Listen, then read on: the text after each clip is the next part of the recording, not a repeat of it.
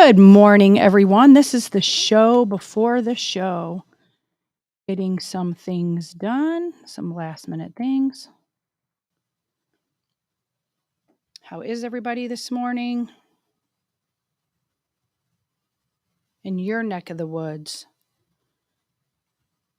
If you're here today, just give us a shout out on the platform that you're on. Let us know if you're on Facebook, Rumble, YouTube, Twitch. If this is one of the first times you've ever listened live, let us know that too.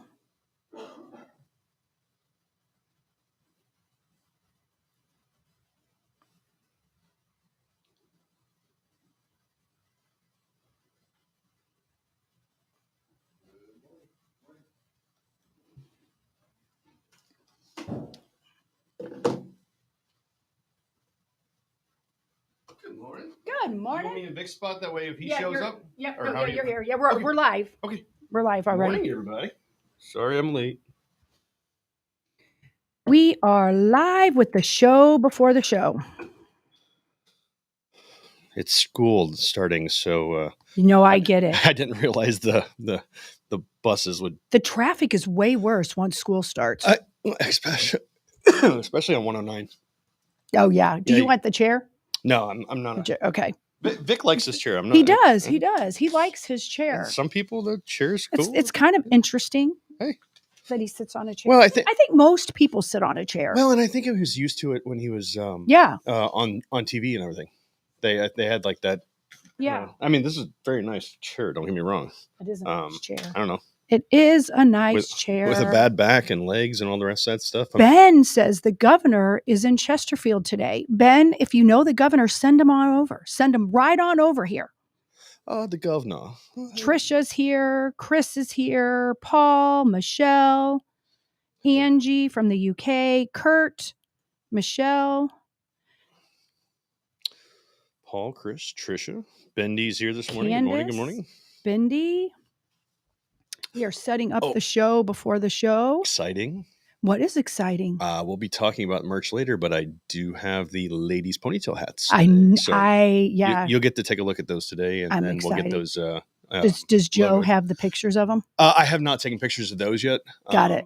But because they don't. Wait a minute. I do. I'll send them to him. I have them on my phone. Send them on the email, the producer email. Yeah, we'll go ahead and send those. That way, we can show those. Those are not logoed yet. I know there's several of us that are excited about the ponytail ones. We have 3 different colors to choose from. I believe Love a tan, like a royal, and a black. But I know you're all very, very excited about that, and I do apologize it's taking so long to get the merch and all that up there. But most girls that wear hats, they like any kind unless they want to put ponytails in it, and then the other kind just makes their head stick up. Yeah, I don't have that problem, sorry. No. Yeah. Your head sticking up or your hair sticking up? Both. Oh, my goodness. This is the show before the show. So before the show, and Vic will be in after a while, Derek and I are starting the show. Hey, Joe, I'm going to send these over in a minute. Okay. Looks like listener Michelle Barnett on Facebook. It's her first time. Let's see. Repeat that. I said it looks like it was nothing too pressing. Michelle Barnett on Facebook. She says it's her first time. Oh, well, welcome, Michelle. Welcome. Michelle is a first timer. Well, I think we've seen Michelle before. Maybe this is I think she's making a joke. Unless we have 2 Michelle Barnetts. Either that or it's the first time today. How's that? Well, that's right. It's the first time today. There's a first time for everything, Derek. There's a first time for everything. You know what? I saw a meme that said that there's a last time for everything too. Like when you were a child, you did not know that was the last time you were ever going to play with your neighborhood friends. And just one day it ends. And when you were playing with him, you probably didn't know. It's called growing up, unfortunately. Gosh, dang it. I sent those over to you, Joe. So however you want to do it is easy. Dang it. All right. In just a second. So this is still the show before the show. So if you are here, we would greatly appreciate it if you would share the show. Maybe share it to somebody who has never seen it before. Even if maybe they're on the fence politically. we try to give the truth without too much of a medicine-y taste, so that they can hear the truth. You know, we like to laugh around here. Laughing is so fun. I'll tell you what, one of the things we're going to be talking about today, I was doing in the car, but I definitely enjoyed the show yesterday. I mean, I always listen while the kids are getting ready, but Vic was making me laugh so hard with his face in the middle of the camera, and the whole DeSantis smile. Yeah, that was pretty doggone funny. The whole time he kept going at that. I know, it was so funny. I haven't received. So funny. I haven't received those pictures yet. It didn't come through? I don't think so. I even checked the junk email. Okay. As soon as you get that, Joe, you can start the show. Okay. Excellent. Actually, thank you, everybody, for sharing. Thank you, Jay Van Brown. And where is Vic? He will be here. He has actually a doctor appointment this morning. He's not sick or anything, just like a physical, like the yearly physical. And he will be here after a while. I don't know for sure if he's going to be here any part of the first hour, but he's going to be here the second hour. So just bear with us. We're not Vic, for sure. We're not even pretending to be Vic, are we? No. We're not Vic. But we know a little bit of stuff. A little bit. I pretend to. Well, there you go. Life is a big I pretend thing. to. There we go. Joe, we are ready to start it at any time. Okay. I'll go. I haven't received them yet, but I'll go ahead and start. Okay, just go ahead and start it. Here we go.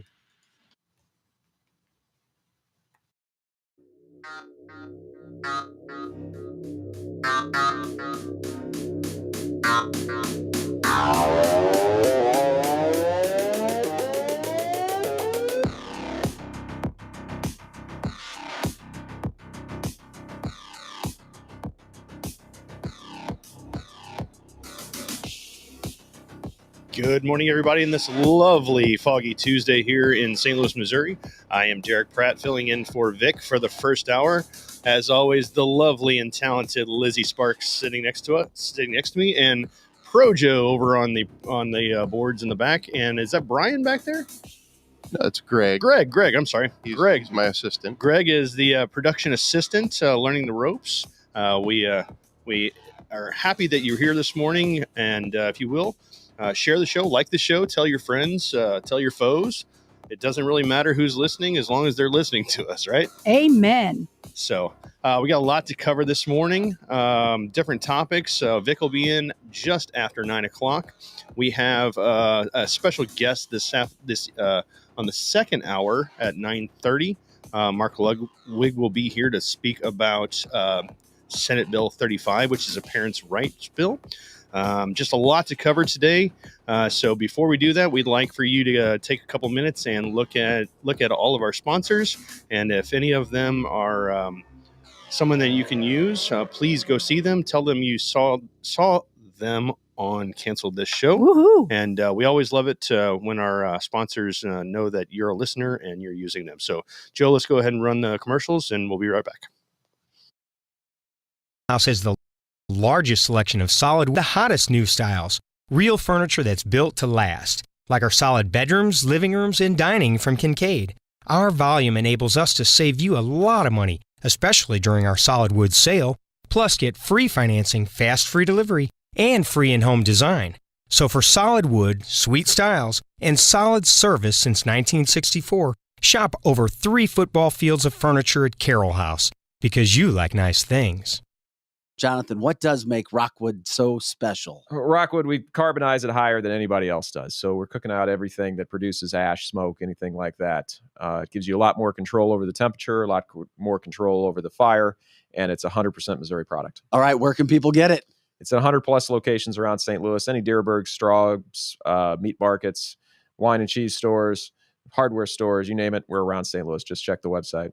And good charcoal should be able to break apart in your hands like absolutely, does, yeah. Right? If you can't break it apart by hand, it's not charcoal yet. It's still wood. They didn't do the job, so make sure it can break apart by hand. All right, get your Rockwood charcoal.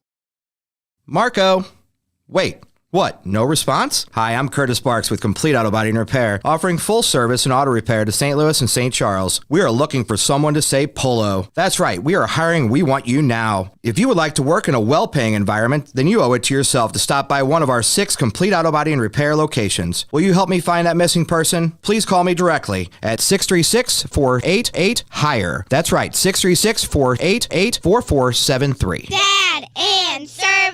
Oh yeah, and service. He fixes cars. Attention, anyone who served, lived, or worked at Marine Corps Base Camp Lejeune between 1953 and 1987. Camp Lejeune's drinking water was dangerously toxic, and base personnel and their families have since suffered cancer and other illnesses. If you or a loved one spent time at Camp Lejeune and were diagnosed with cancer, you may be eligible for significant compensation. Call the Driscoll firm now. Consultations are free, and you won't pay a fee unless we get you the money you deserve. 1-800-805-4800.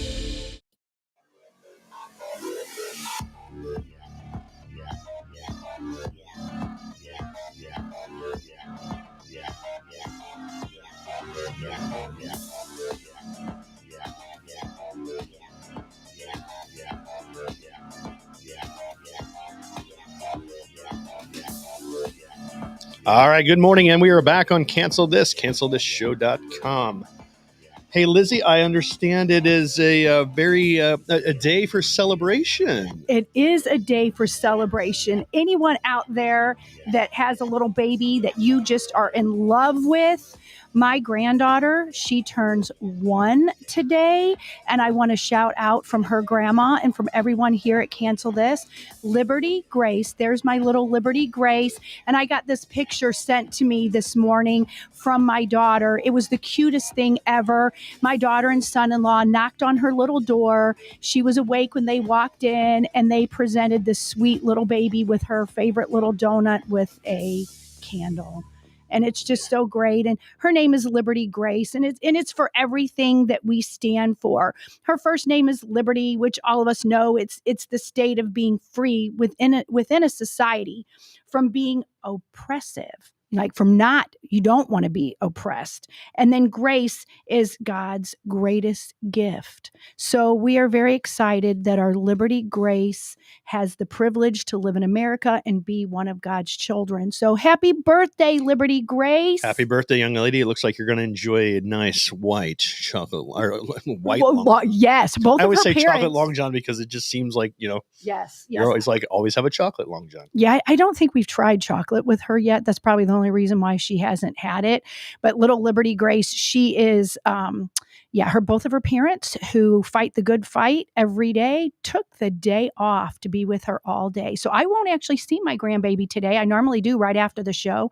So I will see her and celebrate with her tomorrow and over the weekend. So I just had to get that in there. So any of you that are grandparents, most of you are probably not old enough, but if you are, it's just the best thing ever. You know what? You blink, she'll be 15 pretty soon. Oh, correct. My oldest kid is 31 and my youngest is 14. It's crazy.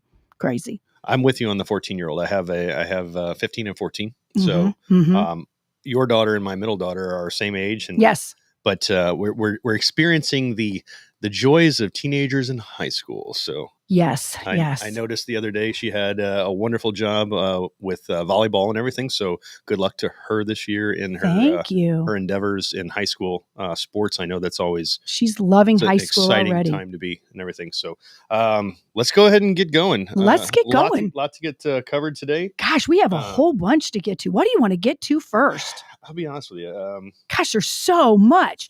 You guys, we're going to be talking about Trump's trial date was set the day before Super Tuesday. We're going to talk about the UNC school shooting. Kari Lake is seriously considering the Senate bid. Violence is breaking out all over New York due to illegals and climate protesters. And there is a cultural revolution going on, which we absolutely know, and it's leading to communism. That's where it's going. Hell in a handbasket? Hell in a handbasket. Absolutely a hell in a handbasket. Nothing is surprising me anymore, unfortunately. No, nothing. I know you're deep in your faith, and Vic is too. Folks, if you're of faith, read Revelations. We are living. Yes. I mean, this is just every time you just turn on the news or even social media, it's like, Yeah. this is really happening. I mean, yes. Seriously. I mean, this is crazy. So let's start out with a little bit of merch. I know we've been talking about that and everything. So right now, and Joe, I apologize, for some reason we're having technical difficulties with electronic devices. So we can't show the ladies' hats that just came in, but we will definitely get those taken care of. So right now we have just a couple of things to button up at the end to get the merch store online. We're going to have tumblers, we're going to have hats, we're going to have t-shirts to start with. As things kind of progress, we'll probably open it up to maybe like a seasonal item. So for instance, for 4th of July, we might have a green Kelly Green cancel this shirt. I will say this for the hats. We are going to have a men's we'll call it a universal trucker hat, because both men and women can use that. It's very similar to what I'm wearing right now, but also the ladies' ponytail hat, where it has the option to throw your ponytail in the back. We'll have those also. T-shirts like I'm wearing here. They are 50-50 blend, polyester, and it did come through. Cool. Yes, there it is. So that's the back of the ladies' ponytail hat. We'll offer them in a like a black charcoal, navy blue, tan, and they will come with the Cancel This logo on them. So we'll have those on the store. Obviously, the trucker hats, the t-shirts. I will tell you this: if you're one of those people that you kind of want to make sure that your t-shirt is that true to fit t-shirt, yes, these are true to fit. This is a large that I'm wearing. If you're a fan of the Gildan t-shirts, this is the 50-50 blend, and it is true to size. I will tell you this: the logo that we put on the front of it is a direct transfer logo. Do not worry about throwing it in your wash machine and throwing your dryer. It came out fine, and it's still there. So no issues when it goes to washing and drying your Cancel This show shirt. Wear it proud, wear it loud. I will tell you this: it has not arrived yet, but we have a couple of different designs for extra t-shirts that will be occasionally popping up on the store. So we will let you know when a new item comes in. It'll probably be for a short period of time. So like an exclusive Cancel This type t-shirt. But I'm going to put this out there. The mugshot t-shirts will be coming. I cannot wait. I'm going to wear one.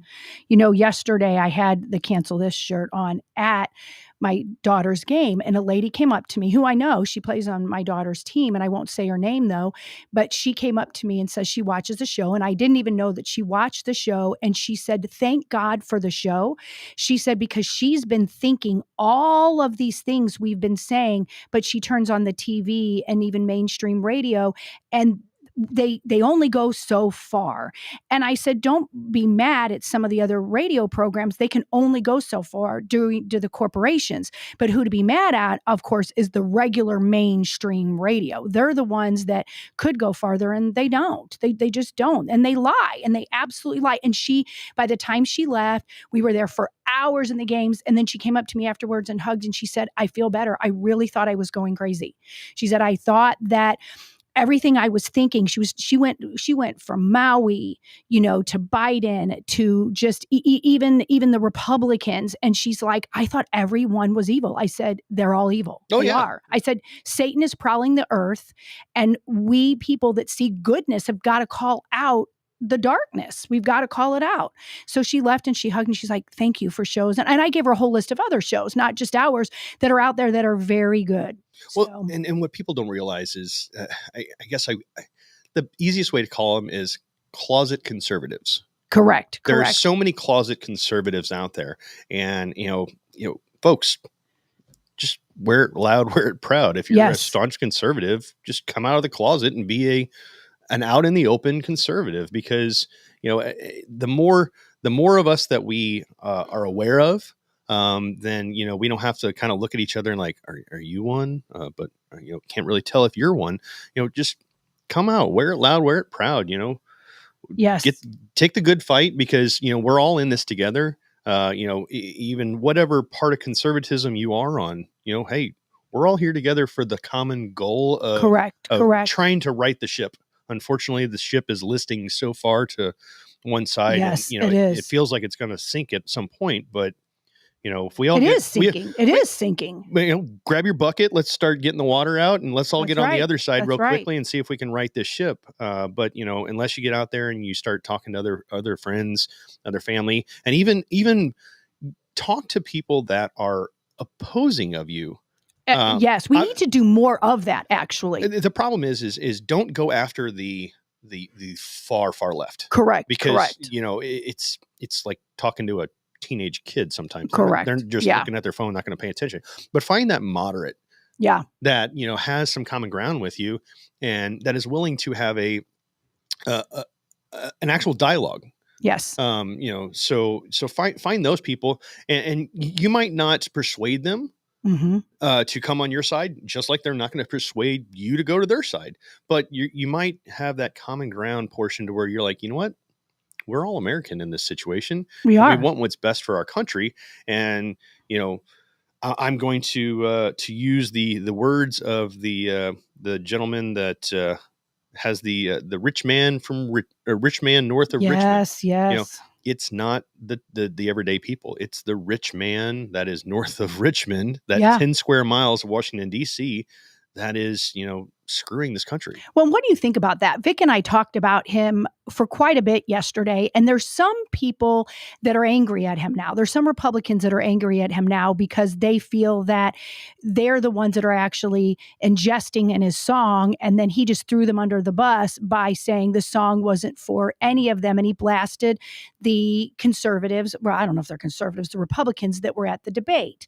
But then so I get why they're mad, but then if you look at it that way, but I wasn't mad. I just thought he was calling out the deep state, actually. But I don't know. What do you think? I'm not an artist by no means. I played music in high school and everything, but artists when they write a song, they have a specific focus. Yeah, they do. And maybe so, the Republicans took that focus and I don't know. Well, so like everything in life can be bastardized. Yeah, and used for the good of whatever you want to make it. So, if the conservative Republicans looked at this and go, oh, we can grab onto this, which one of the other things that we'll be talking about today, and I don't think we have it on the list, but I wanted to throw it out there. Joe the plumber back in 2008. He recently passed away. We'll speak about him earlier, but this I want to put this into the same category as another Joe Plumber situation. Yeah, where he is just jumps out in the limelight, like immediately has that quote unquote 15 minutes of fame, and the question is, will his light fizzle out quickly, or will his music? You want to talk about that right now? Yeah, let's go ahead. It's up to you. I didn't know if you were queuing up that video. Or I didn't tell Lizzie about this, but you know what? I like surprises. Let me run this before we play the video. So if you are been under a rock since 2008, Joe the plumber was he was best known for facing off with Barack Obama over a small business tax when Barack was running for president in 2008. The backstory is he was playing catch football in his yard, and apparently Obama was in a neighborhood just outside of I'm not sure what major city, but it was a small city in Ohio, and Joe was playing catch with his son and walked over to Obama, and this was on October 12th, 2008. Joe, we'll go ahead and click that video. It basically tells the tale of what it is.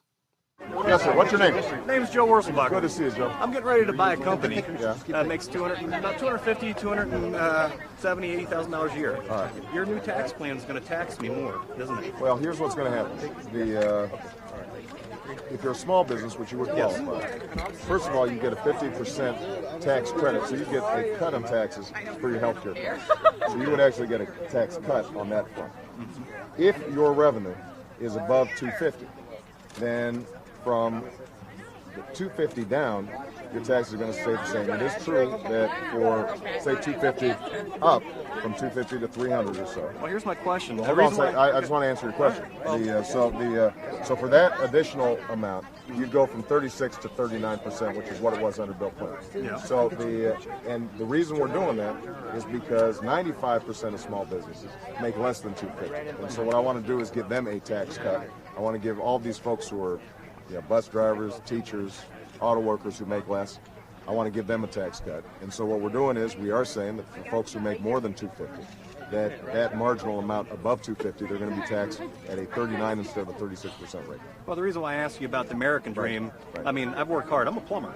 Well, I work 10, 12 hours a day. Absolutely. And I'm buying this company, and I'm going to continue to work that way. Right. Now, if I buy another truck and add something else to it, and build the compcompany, I'm getting taxed more and more.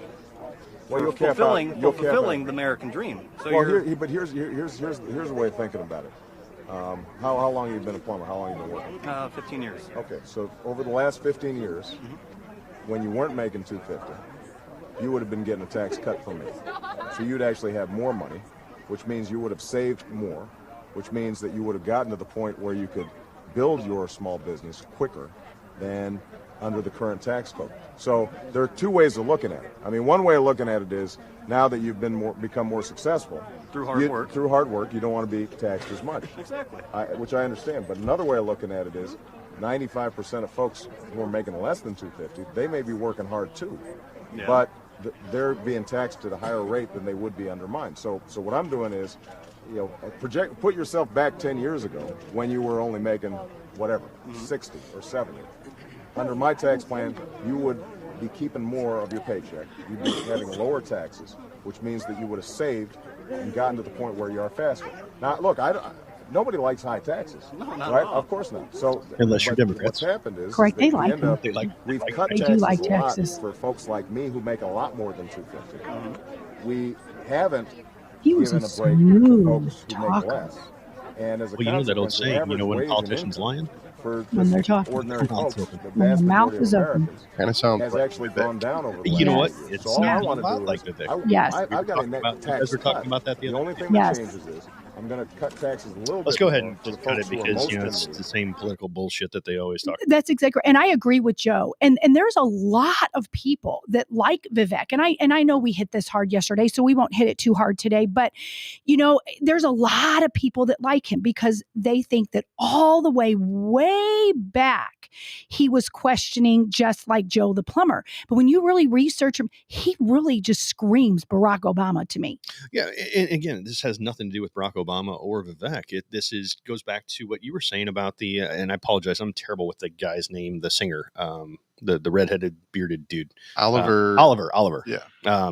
So as for when the Republicans are gravitating to Oliver's song, yes, Oliver may not have even had any inclination that this was going to be a political whatever. He just was pissed off about the rich men north of Richmond, and just like Taylor Swift will, she'll write it. I get no, I don't. Get okay, me wrong. Joe, no, it. say it, say it, go for it. Say it, Joe, say it. How do you write a song like that and not expect it to go political? That's what I thought too. It's going to go political, especially with Bud Light and everything that everybody's been talking about.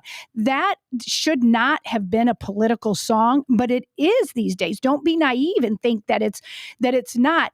And there's not a liberal that is ingesting in his song right now. This is all conservatives, but and that may not be what he intended. His intent was all the deep state, so on. But you know what? He will Bud Light himself. Oh yeah. If he ostracises himself, and like you were saying, or doesn't pick a side, like Vic said yesterday. Unfortunately, this day and age, if you don't pick a side, you're kind of your boat's in the middle, and it is going to sink. And so in this case here, he says he's not he's not choosing political sides. Okay, be a libertarian.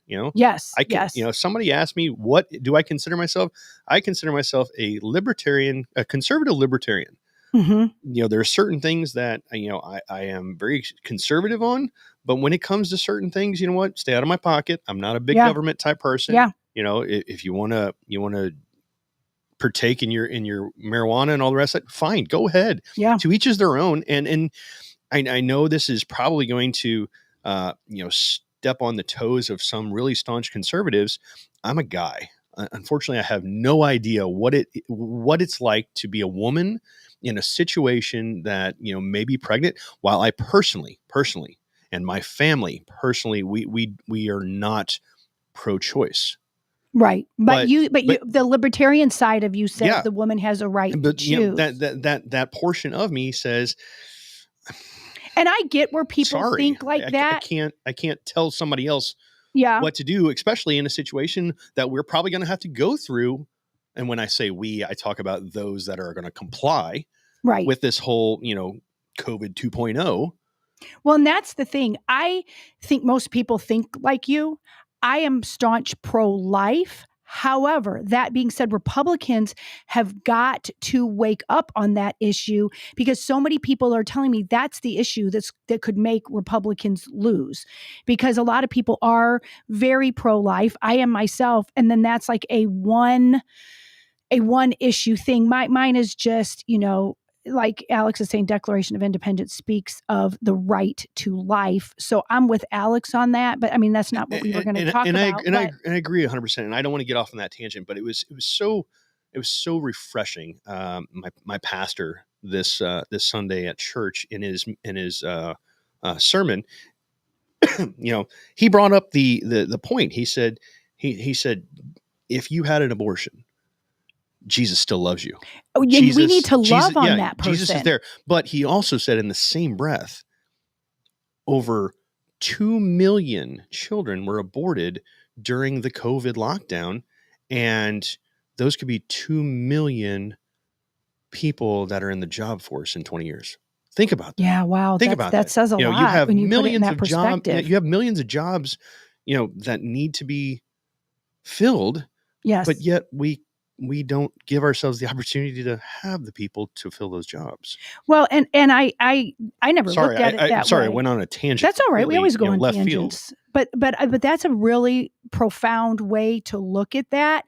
And I think we need to do a better job as a society to making the male have, and we're going to be talking about this later with Mark, letting men have rights. A lot of times abortions happen out of just sheer fear and desperation of often young people. And then the guy wants the baby and the girl doesn't. I mean, that's just another whole thing. And that's something that we really need to pray on. My heart aches for anyone that had an abortion who years later wished they had the baby. So, I mean, I don't hate people who had an abortion. I actually just feel so sorry for them, actually. It's crazy how we went from Joe the plumber to Oliver to this. I know. But like Jay said, it's not birth control. No. It's not birth control. So, I mean, back to the Joe and Oliver situation. Yeah. Joe was a flash in the pan, 15 minutes of fame. Yes. He went on the trail, which, I mean, if you compare the two of them, they're very, very similar. You had a guy just pop into the limelight. Yes. Unfortunately, his 15 minutes of fame was literally about 15 minutes. And so, Joe came out and he was on the trail with McCain and Palin. And then he tried to run for election in Congress in Ohio. And unfortunately, he got slaughtered in that. But, it's one of those things where I just want to bring up him because, at the age of 49, cancer, it hit close to me, hit close to home. And, cancer sucks. And, but how 15 minutes of fame can, you as an individual. And I think what really struck me about this is we always say, well, just little old me. Mm-hmm. Well, little old you can take a step forward and question. Just little old us. He literally stepped forward and asked a question. Mm-hmm. It just so happened that he was talking probably to the most influential, powerful person at that time that would answer the question. Right. But, hey, step out, talk to your local official, talk to your state official, learn, like you said, Mark, who's going to be on here later, he has stepped out multiple times and talked with his state officials. And by doing so, it takes hard work. So he got there and kept pressing and pressing and pressing. And lo and behold, finally got the football past the end goal. And that's awesome. And so that something very big happened. And because part of the society, why there's a problem, is men are purposely trying to be erased from the family structure. And that's very sad. Very, very sad. So that was my your flash in the pan. That was my flash in the pan. Sorry about that. Flash in the no, but that's good. I mean, that was really a good analogy between Oliver and Joe the plumber that were flash in the pans, but could be making a difference. And let's see if Oliver is just going to go back to the backwoods where he said he's from. And that's not me saying anything mean. And he now just steps back because he can. He's got probably what, 40,000 a day? Yeah. Take the money and run, brother. Take the money and run. But that will disappear if he screws the very people who, and I'm not saying he's screwing them, but if he disowns the people who are buying his record. It all depends on if he's there for the high and mighty dollar, or if he's there truly for the sense of what he wrote. That's correct. That's correct. That will tell the whole truth and the tale of what's actually going on there. So. Yeah, you're absolutely right. Don't tell my wife that. Okay, well, don't tell David that either. David's probably watching. My wife's not. She's working right now. Yeah. So. He tries to. I don't see him on here today. I think he's not working from home today. If you just jumped in, yes, this is not Vic Faust. This is Derek Pratt, the merch guy, along with Lizzie Sparks, Pro Joe on the boards back there. And we just jumped in and we're talking about different subjects today. So one of the things we were speaking with last night, I was talking to Lizzie on the text and everything. There's a brand new law here in the state of Missouri. Brand new law. The brand new law is called the Siddons Benning Hands-Free Law. There are multiple states that have laws similar to this. Joe, I think I sent you a couple of screenshots of, I think there's two of them, different things that are going to be going over. But a little backstory on this one, because, it's also known as the phone down law or whatever. Yes, the phone down, the hands-free. So how this all came to be was a Kansas City widow pushed for a law after her husband and another gentleman who is the Siddons and Benning, the two last names, they were killed by removing debris on an interstate on the west side of the state. Previously, Missouri had a law banning drivers under 21 from using their phone. Mm-hmm. Okay, I get it, but we all know it's a distraction. So what this law does here, tell you what, this is the one. So what this law does is all drivers shall not hold or support a phone or any other wireless device while driving. You can have Bluetooth or voice activated features, GPS or other hands-free devices. You shall not manually type, so no texting, no emailing, no liking on Facebook or sending this or that. So you can't have any type sending or reading a text device, and you shall not watch, record, post, send, or broadcast a movie or video. So if you're doing TikToks in your car while you're driving, right, in the state of Missouri, you can't do that anymore. Well, if you're doing that, you're an idiot anyway. Yes, you are just an idiot. And I don't know what I think about that. I know that the law, apparently tickets or any violations are not going to become evident, so to speak, where you'd have to pay money for the fine until 2025, yes, I believe. Correct. From what I was reading, just to give you an idea, penalties will be anywhere between, for first-time offense, $150, up to, there it is. Joe's put it up there. First offense, $100 up to $150. Second, up to $250. The third, up to $500 fine. But the caveat on this is drivers can face criminal charges for crashes that result in private property damage or any property damage, injury, or death. And in this situation, the reason this law has came to a larger fruition is because two individuals were struck down because a young lady or a woman was distracted due to her phone. And it's unfortunate. Yeah, a lot of people. Oh, go ahead, Joe. What if you have one of those fancy Teslas and auto drive gets you into an accident? You know what? That's interesting. I thought about that last night, and you can have a hands-free device, like you can have your Bluetooth in. You just can't be holding the device. But that's a really good question, Joe. Is what happens if your car malfunctions, and then goes to an accident. I don't know that there's a law in the books for that yet. What happens if not your in the car Midwest? is hands-free? That was what I was Right. saying. Well, because a Tesla, you are hands-free. Well, some lawyer is going to fight that one. Oh, well, this is a hands-free device. Well, no, I'm sorry, but you're putting yourself behind. I mean, I don't know what the weight is on a Tesla, but I know I drive a Yukon, and that's about a couple tons. I would imagine with those batteries, it probably weighs more than my Yukon. And I've seen some serious damage happen with, a Yukon and a car the size of a Tesla. You can do some serious damage. As a matter of fact, one of the things I was doing when I was doing a little bit of research on this is I was driving around Eureka where I live, and one of my friends that's a police officer over there, he stopped in to get some gas, so I followed him, and I wanted to ask his opinion. Tell me what what as a police officer you're seeing. Yeah. And that's what he said. He said, this is one of those things to where we're not going to be able to,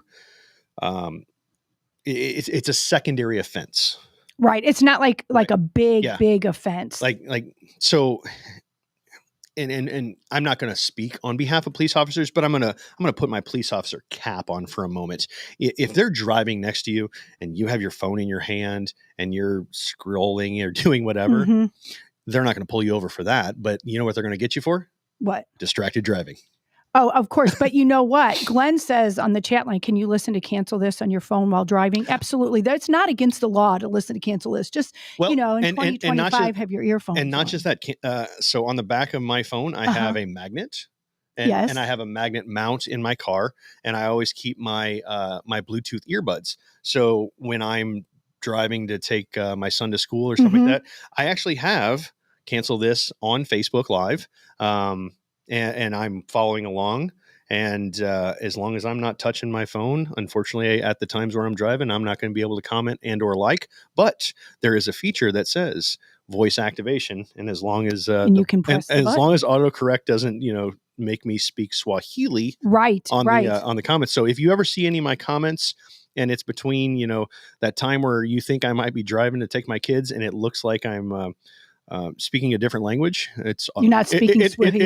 It's autocorrect. There you go. Well, you know what else you can do is when you're driving and say it's not from 8 to 10 and you want to listen to it, that you missed the show that day, you can go back on one of our audio apps and they're really easy to press and run them through the Bluetooth in your car. Matter of fact, whenever we go down to Branson, so I don't have to listen to the kids' videos and all that, I put it on my podcast, and I will sit there and I usually get through about 1.5 to maybe 2 full podcasts from my house to Branson. Yeah. And so I can catch up on all of the coolness, all of the ones that I've missed. And, or if I watched it earlier and I'm like, wait a minute, what did they talk about that day? Go back and listen. You don't have to always be on live with us.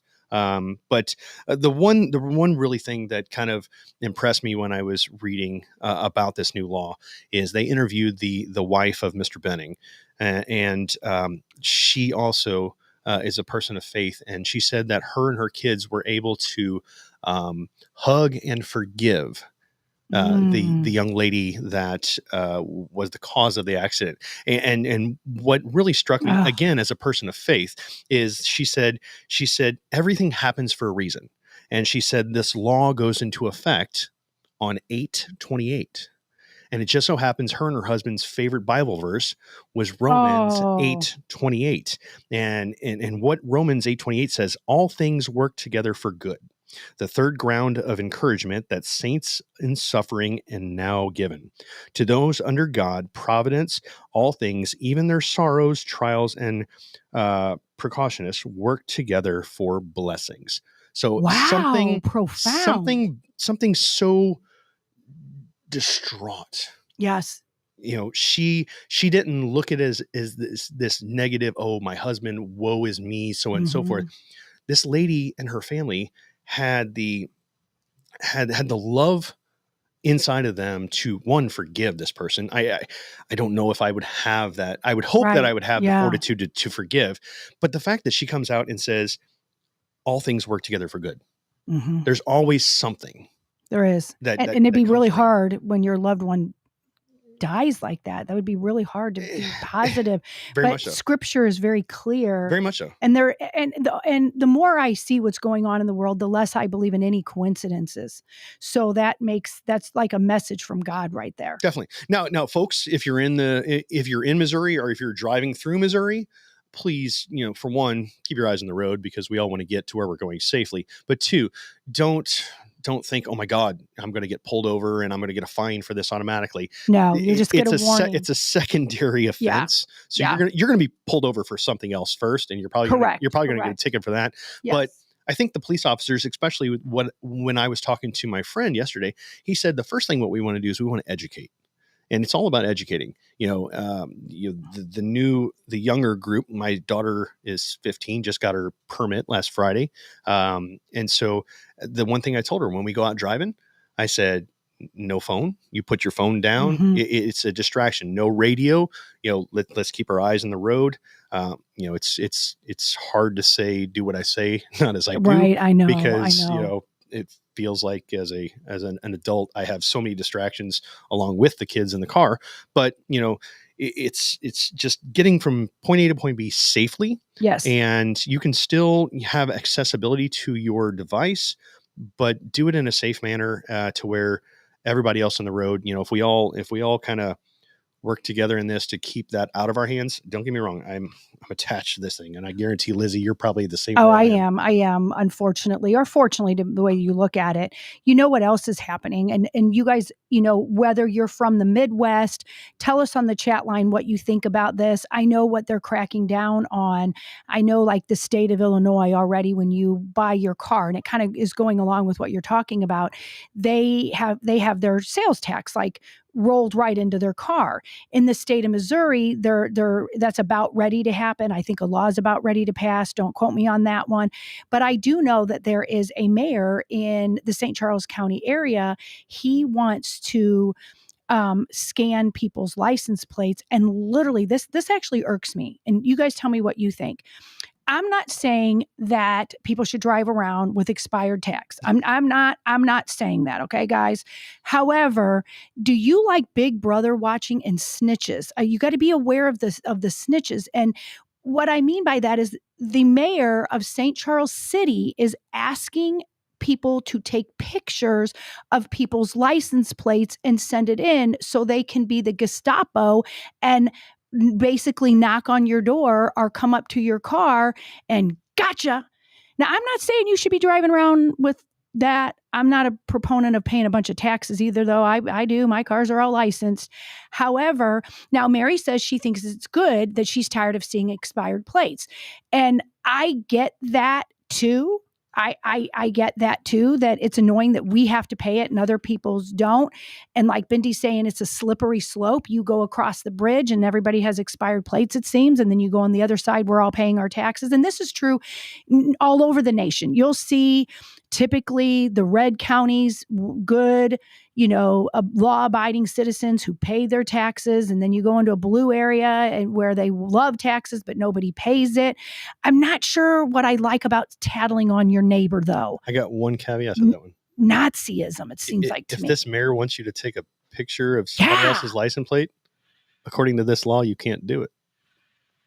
Well, okay. Well, that'd be good. You can't touch your phone. Yeah, that'd be good. So, Mr. Mayor, if you're watching us this morning, sorry to be the bearer of bad news. Your whole thing about taking somebody's license plate picture, you can't touch your phone. I just want to say, anybody who is motivated to take a picture of somebody's license plate, just stop snitching. Yeah, that's what I think. Just stop snitching. I mean, what kind of person does that? I mean, I get we don't want to pay them. I've done it, but it's more of the fact. But did you turn it in? Oh, no. I get taking it to be funny. I do. There's a Facebook page for expired license. That's funny to me, and it's a game to see who can find the oldest one out there. Yes. And I get, as Donna's saying, it's our civic duty. And that's what they want us to believe, is that taking, a third of our paycheck and giving it to the blowhard, politicians, and for them to do whatever they want to do. And I do understand there's some taxes we need to pay for roads and yada, yada, yada. But I do agree with Jay. And I said it earlier, it is Gestapo tactics. I mean, it's just, and that is fearful. And this is a red county, and that is something that's, the mayor wants to do. Beware of, beware of the tattletale. Beware of what you ask for too. Yeah, beware of what you ask for. What's that old saying? Those who lives in glass houses should not throw rocks. Well, because I guarantee Mr. Mayor might have a expired tag or something like that on accident on one of his cars. And if somebody takes a picture of his, yes, is he going to pay the piper? Yes, absolutely. And like Jay again is saying on the chat line, they know whose cars are expired. Like if you bought it, they already know, but it is a way to get money. You guys, many of you who follow my Facebook page saw that, I had to pay a buttload of money because I didn't have a front license plate. And then they tried to tack on a whole bunch of other things too. They're going to. And it was my fault. And what I mean by it's my fault, I didn't have it on. That is the law, but I just didn't like the way it looked on the front of my car and blah, blah, blah. My daughter-in-law did too. How many years did you go without having a license plate before you got caught?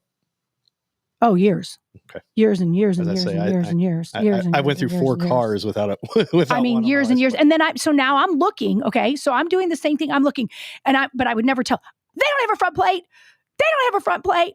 They don't have a front plate. And so I get people wanting to have that feeling. But my point though was like, badass, you don't have a front plate. Well, look at you not getting caught. Jessica on the text line, she said she might be reaching, but wondering if a percentage of these people aren't keeping their plates current. Are they the same people that are not insuring? I will bet. I bet if I got a paycheck every week, I'd bet the whole month that says the same people that don't have a license plate, don't have insurance. And what scares me even more is if I see somebody in a Mercedes or one of these lovely expensive cars that I can't afford that are driving around with an expired tag. First of all, they probably can't pay their sales tax to begin with because I can't even do it on a $35,000 car, much less a $95,000 car. But the fact is, are they the uninsured also? I would guess that's the case. I don't think that somebody who doesn't have a front license plate. Oh, not the front license plate, but I'm talking about the expired tags.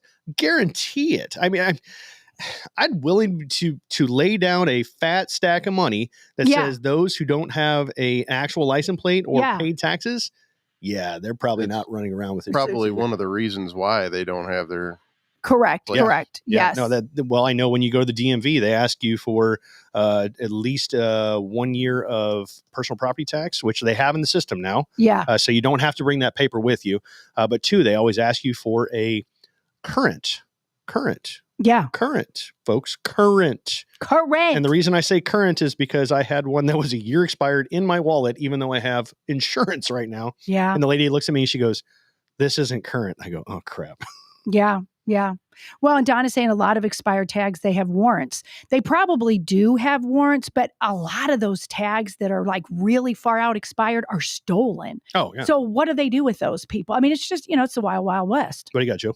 I think the DMV actually has access to, like, they're able to look it up to see if you have insurance on that vehicle for the VIN number and everything. Correct. So, I think that's something they can look up. Yes. And that too is a slippery slope. Do you want them in there looking at it? Because I would be the one, say they went there and looked in it and they'd be like, okay, yeah, that Lizzie Sparks, her license plate is expired. And I've done that one time, had an expired plate by a day because I didn't get the card. I'm not making excuses, but I was just getting a card and a police officer pulled me over and I explained to him I didn't get a card. And he's like, and he did let me go, but he's like, you really have 30 days. He told me at that point, your license can be, and he goes, yours is, so you're within that 30 days. I just wanted to let you know, because we're not sending out cards anymore. That was several years back. I don't know. I still get a card for mine. Yeah, I don't get a card. Matter of fact, when my daughter got her permit and everything, the lady even asked, would you like us to either send you a card or an email reminding you of when your license is due to be expiring? And I looked at my daughter. I go, card, please send a card. Yeah, I like that tangible card too. My wife is the type that still likes to get a paper bill in the mail. Yeah. You can keep track of things if it's that old adage of if it's out of sight, out of mind. Yeah. And even though in the state of Missouri our license, driver's license, expire on our birthday at whatever year it is. Correct. Nobody pays attention to that. No, they don't. And I do like the paper. I ran my businesses for years. People just drove them crazy. Yes, it got inputted into the computer, but I still had it all paper. Oh, yeah. Just all paper to pencil. I'm just, Again, folks, this is Derek Pratt along with Lizzie Sparks, Pro Joe on the boards. Lizzie, I know we've been talking about all different things. So one of the things that really stood out to me last night when you were talking is Trump's trial date. Right. What do you think about that one? Are they trying to give it to us? I mean, right. Can you give this on did I read that right? Is it the day before Super Tuesday or is it the day after Super Tuesday? It's the day before Super Tuesday. So correct. They're taking the guy who has the highest percentage in the Republican Party right now. Correct. And on Super Tuesday, we vote for our candidate. Correct. So well, do we though? No. But what I'm saying is, I don't think in Missouri, you guys let me know on the chat line that we get to vote in our primary. I go to the ballot and we always have, but I think this year we don't get to. Well, is it like Iowa where you caucus? I think we're getting caucuses this. Caucus. We cockeye? Do we caucuses? Is that the plural version of it? Yeah, do we caucuses? I don't know what to caucuses. I don't know. I don't understand the whole how they do it in Iowa. I know just from what the news shows you, it's one of those you all get in it. So if you're in St. Charles area, I'm in your area. We all go to the local yokel tavern or whatever, or the meeting spot, and everybody for so and so, you stand on this side of the room, and everybody for so and so stand on this side of the room, and you all get in your own little pods. Correct. And did you know that Missouri, this I do know, I was at a big political thing not too terribly long ago, and they were saying, we've really never had a choice anyway. They literally had picked our candidate from this caucus, and that this year they're literally telling us, you don't have a say, you can vote between Republican and Democrat, but you do not get to vote in the primary. Now, it depends on your state. And if your state does it, Missouri, I think we're pretty safe here. I think we're going to get, Trump, I think. There would be a revolt. There would be a civil war right in the middle of Missouri and the Midwest if we didn't have that done. We don't use the Dominion voting machines, do we? I don't think. Well, we didn't. Well, it depends. Some areas did. Some areas. Some areas use the Dominion. Where I vote locally, I give them, what's weird is they always ask you for your ID, and yet, we cannot have, they gripe and moan about, we got to have an ID to vote. Right. But, the first thing that they do when I walk in to go vote is, your ID, sir? And I always joke with them, be like, I don't need an ID. Apparently, the government says that it's not mandatory that I have an ID to vote because they're not making everybody else do it. And the guy looks at me, good friend of mine lives down the street. And he goes, Derek, I know who you are. I go, yeah, so you don't need my ID. He goes, unfortunately, we got to scan your ID. I'm like, okay, fine, scan my ID. Because you know what? At the end of the day, at least I know that somebody else cannot come in and take my vote away. Right. Right. But, we do it the old-fashioned way with the little bubbles like we did back in school. And, But Robert's right. It's not, we're not really getting into all that today, but he's right. It's not necessarily the machine. It's the software. Yeah. It is the software that they use. I always make the joke, and usually I have one of my kids there, especially, if they're not in school that day, which I think, especially for large voting times, especially in November and everything, the kids are off school. Caveat to that, I don't think they should have any voting inside any public schools. That's just my personal opinion, but that is, a slippery slope there. Have a community center or a church or, just something else besides a school where it comes to the voting situation. But I always tell them, when my kids are there, I always make the joke. I go, all right, kids. So when you put your ballot in here, you listen for the, and that means it shred. That means do that again. And that means it shreds your ballot. And that's how they beat you. And it's funny is if the man or lady that is sitting there, and usually they're an older folk, retired, and they look at you like, really? I'm like, seriously, it's a joke. For one, that thing's not shredding my ballot. Right. I said, but it feels like it as a voter sometimes. It feels like I might as well just crumple it up and toss it in the trash, because at the end of the day, you're right. I think we walk through the process of voting. Correct. The rah, I'm an American. It's my civil duty. But at the end of the day, I still question it. Does our vote count? I think that's where no matter where you're at in the United States, you have to really get at the local level because we do have control at all of our local levels. Not on the federal things, but the local things we do, like school boards, which there's a lot of big things coming up with school boards, the taxes in our area and so on and so forth.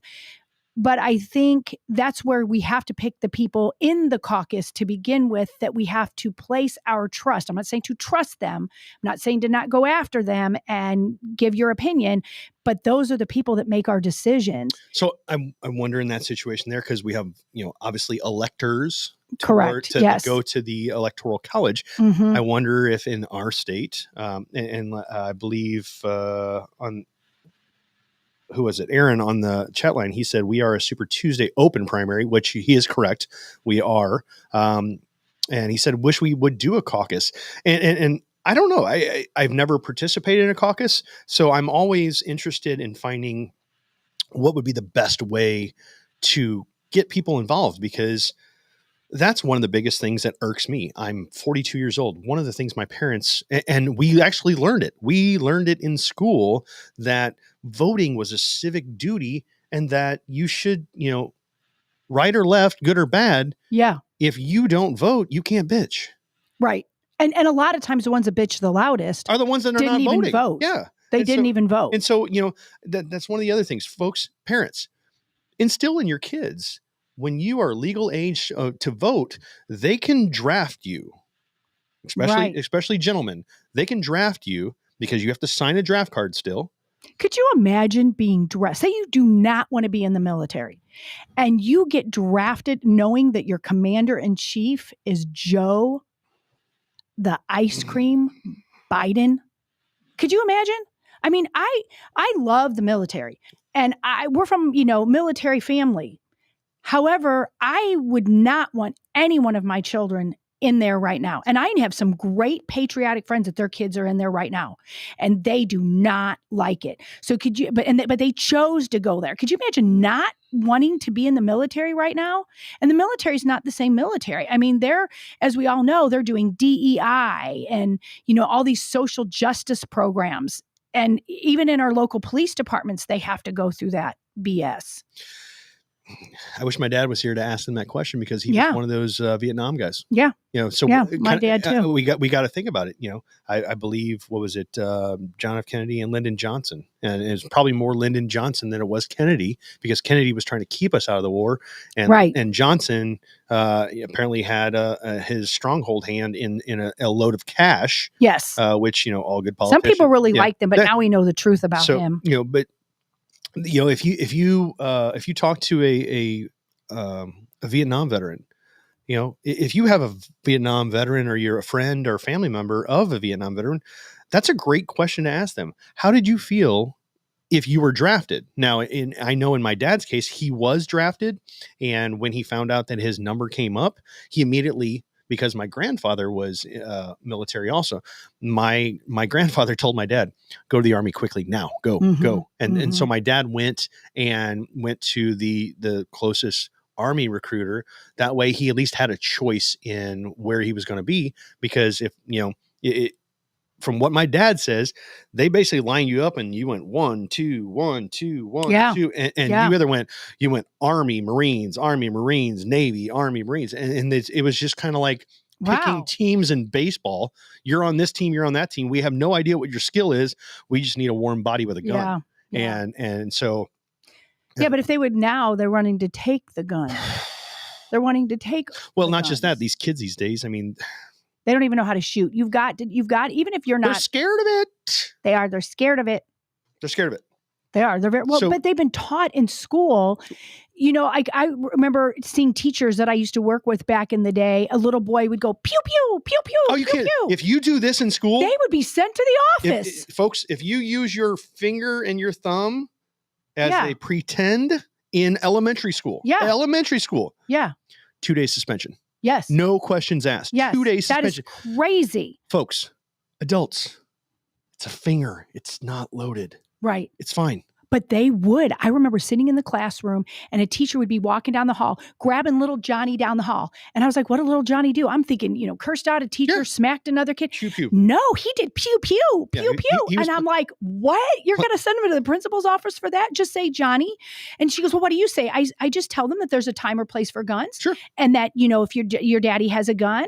And I wasn't allowed to say, oh yeah, we have guns at home. But I would just say, oh, there's a time and place, and we just don't have guns in school. Sure. But you can pretend to do that at home. That's really great, little Johnny.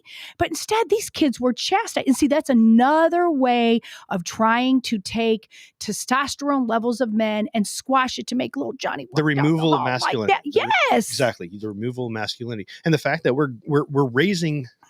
I'm not part of the problem. I'm part of the group that is raising kids, and so are you. Yeah. That it's a participation trophy award. Oh yeah. Oh my God. Yeah. I remember the first time that came out, my son was 31 and I thought my husband was going to lose it. He was on a little kindergarten baseball team. And this was, 25 years ago or so. And they got done and they lost. Their team just sucked. It was my son was the pitcher. He was not good or whatever. And he was like, but Daddy, I still want to pitch. And my husband was like, nope, son, that's just not your gift. Or we need to go home and do it better. And somebody came up and gave him a little trophy anyway. And he's like, Dad, look, I still want a trophy. He goes, my husband took the trophy. And he goes, you did not deserve that trophy because you kind of sucked out there. I'll be honest with you. If you ever meet my daughters, ask them about the trophy thing. It's ridiculous. They do not have their participation trophies. That's why they melt down. They both played soccer. Now, I will tell you this. My oldest daughter, very athletic. And everything. So when she got her participation trophy, because it wasn't a league to where there was a winner take all. It wasn't competitive.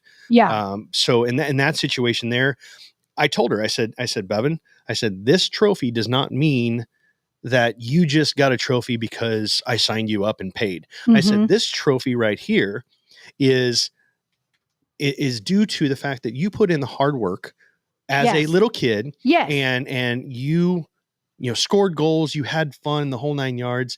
The difference is now that she's older, I can really explain to her and be like, yeah, this really was a participation trophy, but you weren't in a league to where you were going for, the World Cup of Kids. World Cup of Kids. Yes. So, here we go. Close to the 9 o'clock hour. Still waiting on Vic. He should be here anytime soon. Before Lizzie, how about we take a break and we'll see if you want to run the sponsors, or you want to wait till Vic gets here to do that, or you want to just continue on? Just keep on rolling. Okay. Just keep on rolling. Vic can do it, and if Vic comes in later and we don't want to do it in the middle, we'll do them at the end. We will definitely get to that. So Super Tuesday. Back to that real quick. I think the Democrats are handing it to us. That's my personal opinion. Good. And you know what? Conservatives, Republicans, they're it's a political coup in my opinion. So get out there, use your God-given right to vote. Yeah. Place your ballot for who you want to see. It doesn't matter if it's the same person that I want. I'm going to be voting for Trump. I'm going to tell you right now. I'm putting my vote in for Trump because he's the best candidate that I feel like. But if you feel somebody else is better, get out there and put that vote in. But at the end of the day, vote, and let's take back Washington D.C. and drain the swamp. So. I think there's a catch. I agree with you that they keep trying to catch us where Trump is concerned. And this is another thing that they want to do. That same thing with the mugshot. And that mugshot, they wanted it so bad. It backfired in their face. Yeah, they're talking about, but it didn't go the way they wanted it to. I think, honestly, they wanted the disheveled, crazy hair, kind of like the guy that's strung out after and he wanted him in an orange jumpsuit, looking like he's crying. They're going to have to rough him up a little bit before they can get that. Right. I heard somebody say on if they could, they would. I mean, they took him to think about the jail. The Fulton County, that is like the ghetto. And I'm not talking about color. I'm just talking about the slums and bad stuff happens there. And he's still that mugshot. He looks like a badass. I mean, the only thing that would have made that mugshot better if he would just gave the middle finger. That's the only thing that because his face basically gave them the middle finger. It did. Now, I will tell you this. I don't know if you listened to Dan Bongino at all, but I caught a clip of his right before Trump went to Georgia.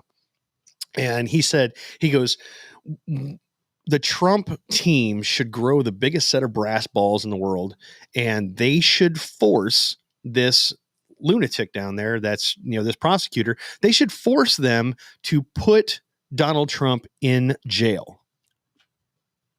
24 hours, 48 hours, whatever. You know what? Mm-hmm. Grow a set. And he said they should force them to put him in jail because as a former president, and Dan Bongino was a former Secret Service. Yes, he was. So he knows the protocol. They would have to clear out a whole floor. And that's why they haven't done it yet. Oh, God, no. That's why they haven't done it. Well, think of it this way. I don't know how many prisoners are on one floor of the Fulton County Prison. Yeah. But if that's the worst of the worst. And they have to give him Secret Service around the clock in the room. Yes, in the room. In the room. Like, even if they were put in a solitary cell, Secret Service has to be in there. Yeah. They just keep mucking it up. It's a shit show. But we all saw exactly what they had to go through when he showed up. I mean, did you not see the procession? There was 40 cops in the beginning of it? That was awesome. Is 40 officers that could be on the streets taking care of things. Not just that, I will throw this one out there to all you conspiracy theories out there. Presidents are the only people that get an ambulance in their motorcade. I don't even know that I realized there was an ambulance in the motorcade. I think I've seen them all the time and never paid any attention until this last thing. They made a big deal about the ambulance. So presidents are the only, I believe. Yeah. And if anyone has anything out there that can refute that, I will say that I'm wrong. But if my research does me correctly, the president of the United States is the only official that has an ambulance in their motorcade. And that makes sense. And he definitely needs one. I think they need the ambulance right behind him because I'm shocked they haven't tried to unalive him, except for the fact Tucker asked the question. Yeah, but they're worried about it. I think Trump knows they want to. I think he knows it's coming. And they just haven't because he keeps outsmarting them and he keeps calling out. And the more they call it out, which is good, then it's like they have to kind of step back and go, okay, well, we can't unalive them today. That's the whole 5D chess player. Yes. He plays, I think he's the ultimate chess player. I think Donald Trump is the ultimate chess player. And when he comes back, it's going to be better because he didn't play chess as finely as I think he could have because the swamp was so deep that he had allies that he thought he had, but this time he knows. Right. He knows. And he said that. He goes, this time going in, I know who to trust the people are. Yes. Right. Yes. I hate that that's actually a part of the conversation these days about him being unalived. Because it wasn't just Tucker asking that question. I think, who's the one guy that talks about interdimensional child molesters? Is that on CNN or MSNBC or is that on Fox? No, he's very controversial. Are you talking about the guy Jones, Alex Jones? Yeah. He mentioned it on his show just the other day.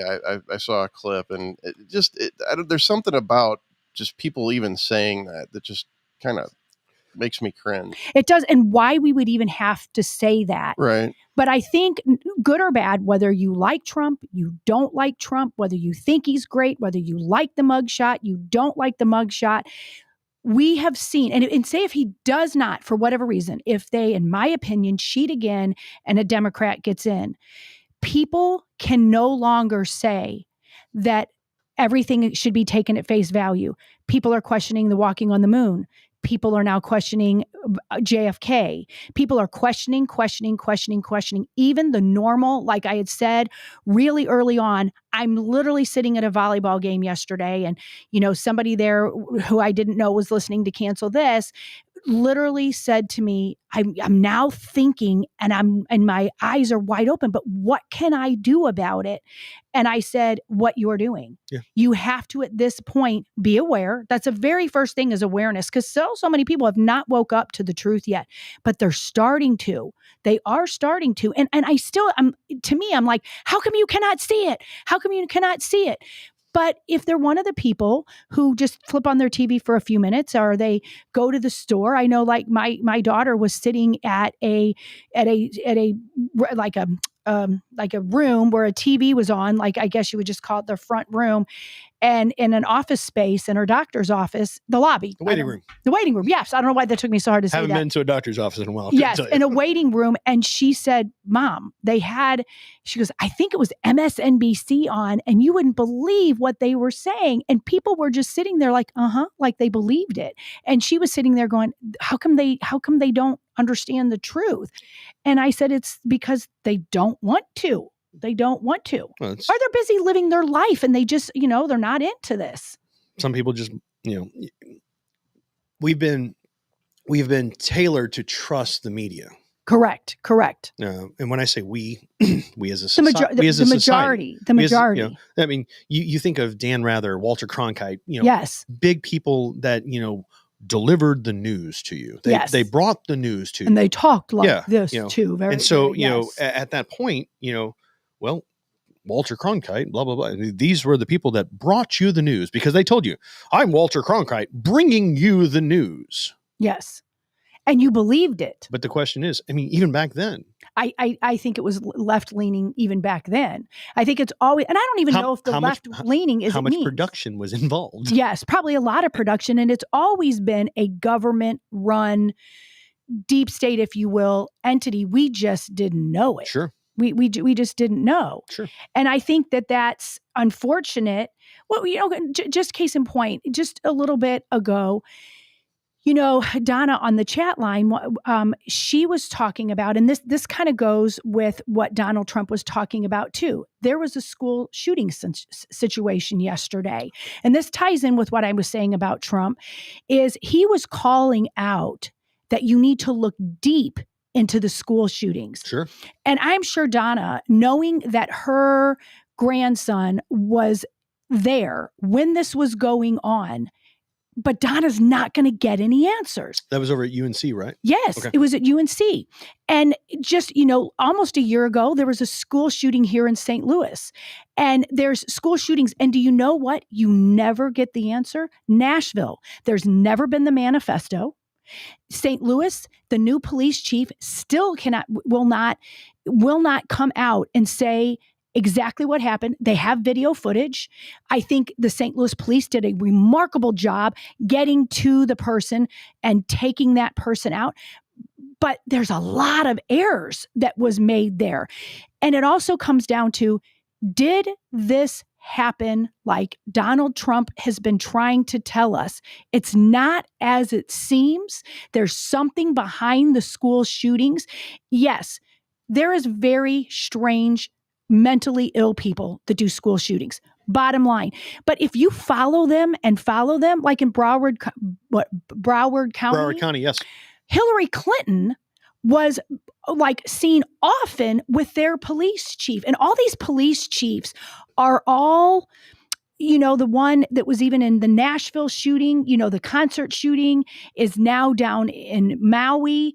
No, that was the Las Vegas. Las Vegas. Thank you for correcting me. Las Vegas. Yeah. And so look at all of this. And he keeps saying, meaning Donald Trump, he keeps saying, you need to delve deeper into the school shootings. Yes, these people are mentally ill. But here's an opinion of mine, is people know the kid at school that's being bullied, that wears the black trench coat, or nowadays wears the hair or whatever. Now, that does not mean they're mentally ill. That is not what I'm saying. Not at all. Kids, especially these days, do really cool, trendy hair and all that. But the kid that comes to school and is hurting, mom or dad left, or mom or dad on drugs, and they say things. They say things in the counselor's office like they want to hurt themselves. They want to hurt other people. Or Lizzie's mad at Derek, so Derek's going to come after Lizzie. They don't watch closely. And I do think the cattiness. It is the cattiness. And I do think if you want to delve even deeper, the evil amongst the deep state have been known to put people in those places. Now, this is really going out on the limb, but there is something to all of this. There's not a coincidence. Crisis acting, you think? Crisis acting. I think there's a lot of crisis acting. I'll say his name, David Hogg. Yes. David Hogg. Yes. Apparently that boy has been in so many situations. Yes. I don't know what his parents do for a living, whatever, but I don't understand how he can be in one school shooting and then in another school shooting years later. And then another one later. I mean, And people were very sensitive about him. Very much way back in the day. Mm-hmm. We know people that lost their jobs. Numerous people lost their jobs for saying anything bad about him. So today, it's actually not even people think it is. It's not even as sensitive as it was, say, 7 or 8 years ago when you talked about the individual person that was doing it. People were getting too close to the bigger truth. Now there's a lot of us getting to the bigger truth. And if they ban every single one of us, then they know that the communist state is already here. So getting to your point on digging deeper. Yes. 2 things before I talk about the actual, what I believe I read was correctly on the manifesto of the UNC shooter. Yes. When you go to like Sandy Hook and I believe, what is it? The one in Arizona, was it the school in Arizona? I believe. Yes. School shooting. Mm-hmm. They demolished those schools like quickly. Yes. Yes. What are they hiding? What are they hiding? Well, why would you demolish a building? Correct. And I know, and they're saying it's because none of the kids should want to go back in there and they feel bad and all that, but it's all. So should we destroy the area where the concert was every time there's a shooting, should we destroy that because somebody is going to have a reaction to it? Right. Speaking of that concert, somebody in the chat put this together for me, and I don't know if this was ever brought up. I'm sure it has been, but do you know who was actually performing at that concert? It was Jason Aldean. Right. Yeah. Yeah. I mean, there's no coincidence. Try that in a there. small town. Yeah. Yeah. Try that in a, yeah. It just so happens that. And now more so than ever, the point that you just brought up, we all kind of thought it back then, that there was a lot of, Trump supporter types. I'm not saying they were Trump supporters, but that's how the media and the deep state thinks. These are Trump supporter types. And Jason Aldean is clearly one of those. And I'm not saying he's even a Trump supporter, but he's an American loving, right-leaning, understands there's something nefarious going on. And so look at that. Yeah. I mean, you cannot think all of this is a coincidence. Well, coincidence. Mm-hmm. The dig deeper on the shooter. Yeah. He apparently was trained or studied at the Wuhan lab. Say that again. Say that again. Wuhan lab. He actually studied at the lab in Wuhan, China. Where the COVID-19 came. Yeah, yeah. The COVID-19. The cupcake. The cupcake. All of that. Coincidence? Uh-huh. Coincidence? Now, here would be my question as the lovely conspiracy theory I am. Yeah. What did that have to do with UNC? And correct. Because my thought on this was you don't just randomly do something. Right. There had to have been something, someone, or what were they trying to hide? What were they trying to cover up? Or is it the old, don't worry about the left hand, watch the right hand so the left hand can do what it's doing. Yes. So this individual, what was their intent? Mm-hmm. You'll never find out. Right. Because they'll never tell us. Yeah, they'll never tell you. But 2, there's more meat on the bone, like you said. Right. Dive deeper into it, folks. And the problem is we're never going to get that information. Right. What you'll end up hearing, because apparently he was Asian, and wasn't he Asian? He was Chinese. Okay. From what I understand, yes. So he was Chinese. So at some point, you're going to hear some people on CNN and MSNBC that, he was led to that because of all of the Asian hate and the Asian bully. You're going to hear that. Either that or he was friends with Eric Swalwell. Sorry. Right. Well, he probably is friends with Eric. I'm a comedian. I'll be here all week. Thank you. Good night. Good night. Good night. But I think about that. We send our kids to school and we now have to worry about, especially colleges. Are they safe? And I do know that college is the toughest age for kids. They're 18, 19, 20, 21-ish, and they're all there. And it's the first time they left their house, and there's hormones going, and there's craziness going, and there's high expectations to get good grades, and there's a lot of stress there. But in the same case, do you have to shoot people? And I know that a lot of people are just saying, oh, it's because they want to take our guns. Yeah, of course, we know they do. But it's bigger. And it could be to what you were saying. They always want to put the shiny object over here while they're over here. And I have a friend, and I will not say his name. He will literally almost tell me within the week when the next school shooting is. He'll be like, okay, you're going to hear one this week. And I'm like, and he's been telling me that for years. And I was like, what? How accurate is it? I would close? say in the 90 percentile. Sure. I think it's only been once. Now, it's easier to predict that now. Sure. Because there's a lot more of them. But I remember we're going back 5-6 years, and you go, you know what? Queue up within, I'd say, give it a month. Yeah, you need the distraction. Yes. Now here's a question to you, because you're a little bit older than I am, and me being in the. I'm not quite old enough to be your mom. I said a little bit. No, over a decade. We're not going to do the math here. I'm okay with that. But so when you went to college. Yeah. And even in the 80s. Okay, so you went to college when I was born. What year were you born? I was born in 81. I was the end of the 80s when I graduated from college. I am the millennial that desperately wants to be part of the Gen X because that's how I was raised. Okay. And I was literally 2 months and 3 days out of being a Gen Xer. But even in the early 2000s, when my generation started going to college, lack of better terms, we weren't the pussies.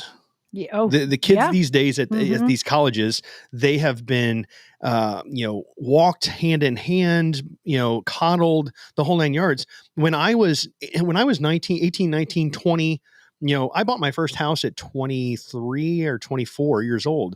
Good for you. These kids, that's good. And don't get me wrong, there's no way I could do that today. Oh no, it would be no way. So hard. It'd be impossible. So I understand why these students are living with their parents still. But what I'm saying is the maturity level. For sure. At 16, I was selling souvenirs downtown at Busch Stadium, outside the stadium. Mm-hmm. I mean, I had a stack of cash, probably the size of a brick, and never had to worry one time about, whatever going on. Today, you don't even see a sales vendor outside of Busch Stadium selling souvenirs for multiple reasons, but you would never see somebody like me out there selling souvenirs for that company. 16, 17, I held down 2 jobs at a time before I was 21 years old, just because I wanted something bad enough. I worked hard for it. Yeah. That's the problem is these, you were talking about these kids in college these days. They're so lukewarm. Correct. They're lukewarm. They don't have a backbone. Mm-hmm. Mommy and daddy have done everything for them. So when they are technically adult age, they're still grown children, unfortunately. Right. And it's these right here. I think, and I can say that about my own children. And I say that to them every once in a while. The couple of my kids that are in the middle, they're still the early 20s. They see their older siblings just rocking the world. And then the 2 in the middle, my oldest kids, they didn't have these phones constantly. It wasn't a thing. My son didn't even get one until he was in high school. My middle kids grew up on phones, and I didn't even understand how that was. One day we gave our middle daughter a phone thinking that she was just going to text us. She was just going to, call us. And I kept going, what are you doing on your phone? I honestly didn't know that. I didn't know that once she hooked it to the internet, that's how naive I was about that she had the world at her fingertips. And so I didn't even understand. And she's a good kid. She's a really good kid. So, but there were times that we would have to hey, take that phone away, get your face out of the phone as she's making duck faces to everybody. And I didn't understand. And so those kids now are college age, are right outside of it. They don't even know how to just even communicate the way we all did. And even my older kids did, but I'm not making the same mistake with my youngest because I already knew what I did with the ones in the middle, and they're great, but they can't live without their phones at all. At all. I'm 42. Believe me, if you took the phone away, it would be like a drug.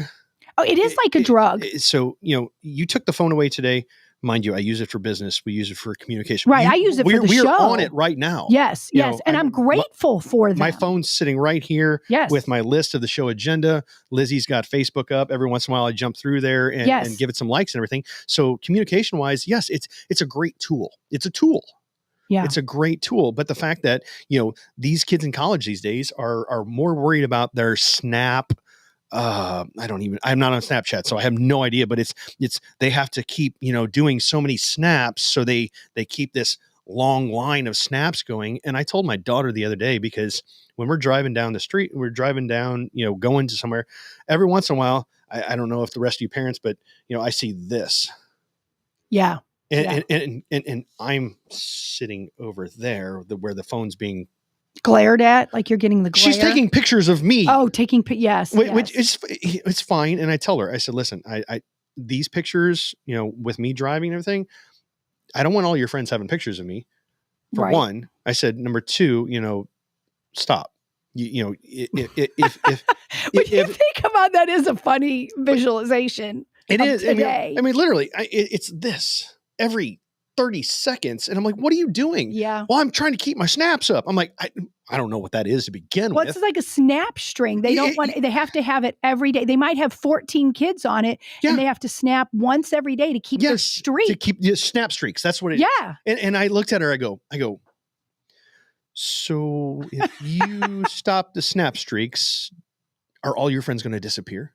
Well, no. I go, then why does it matter? Because it's become their form of competition. No, I look at it as that's their drug. Well, it's a drug and it's competition. Instead of playing Red Rover in the backyard or playing tag, that's their form of tag now. That's their high. Oh, Lord. Yeah. And I'm guilty of it too. Oh, yeah. As a I don't do that, but I'm guilty of taking 40 million pictures of my children daily. I'm that one. I got more pictures. I'm that mom. I got more pictures of my cornhole sets and tumblers that I make than I have my own kids. But I'm guilty of this also, especially when I'm making a TikTok video or posting something on Facebook, is an hour later. Well, how many views did I get? How many likes did I get? How many comments did I get? Yeah. It's a serotonin addiction to where you're like, I need that high. I need that validation. Yeah. I need that validation. Well, and like Jessica's saying on the chat line, it's called narcissism. And that's a word I never understood until, recently I have, but years ago, that's not a word we ever used. We would just say somebody is stuck up. And I think there was stuck up people, but nowadays I do think there is a big difference between narcissism and stuck up. Narcissism is they just can't get enough of themselves. It's all about me. Yeah. And they don't even see beyond. And I think if you are a true narcissist, and it's not stuck up, we can all accidentally be stuck up, even though we're not meaning to. But narcissism, imagine if you're a kid of a narcissist. Wow. I mean, really think about it. Like, because if you're narcissistic because you're taking the pictures of the kids because you love them, that's different than taking a picture because it's like, oh, I'm the best mom. Got the best hair. I got the best this. And gosh, that would be, how do you live up to that? Narcissism is passed down. Yeah. Well, and not just that. It's like, it's like both you said, you have the narcissistic parent. Yeah. Who is raising the future narcissistic child. Wow. Is, and then they have narcissistic friends they all get together and, hey, Mark's in studio and everything. Come on in, Mark. Come on in. We're talking about kids. So it's perfect. This is a perfect segue when he comes in and gets set up. And and you know what?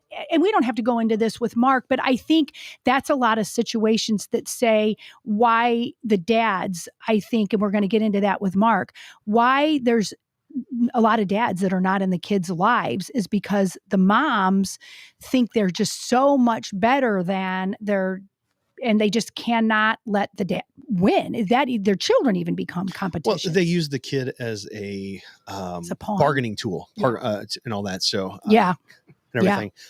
In studio with us, we have Mark Ludwig. How are you, sir? Doing great. How you guys doing? I'm Wonderful. Doing great. Nice to see you. You too. We'll get you on the video in a moment and everything. But we were just speaking about, the UNC shooting and how all of these students, kids, we're going to call them kids because we're all old enough to call a 20-year-old a kid still, is how they are so full of themselves, or not just that, is what leads up to this.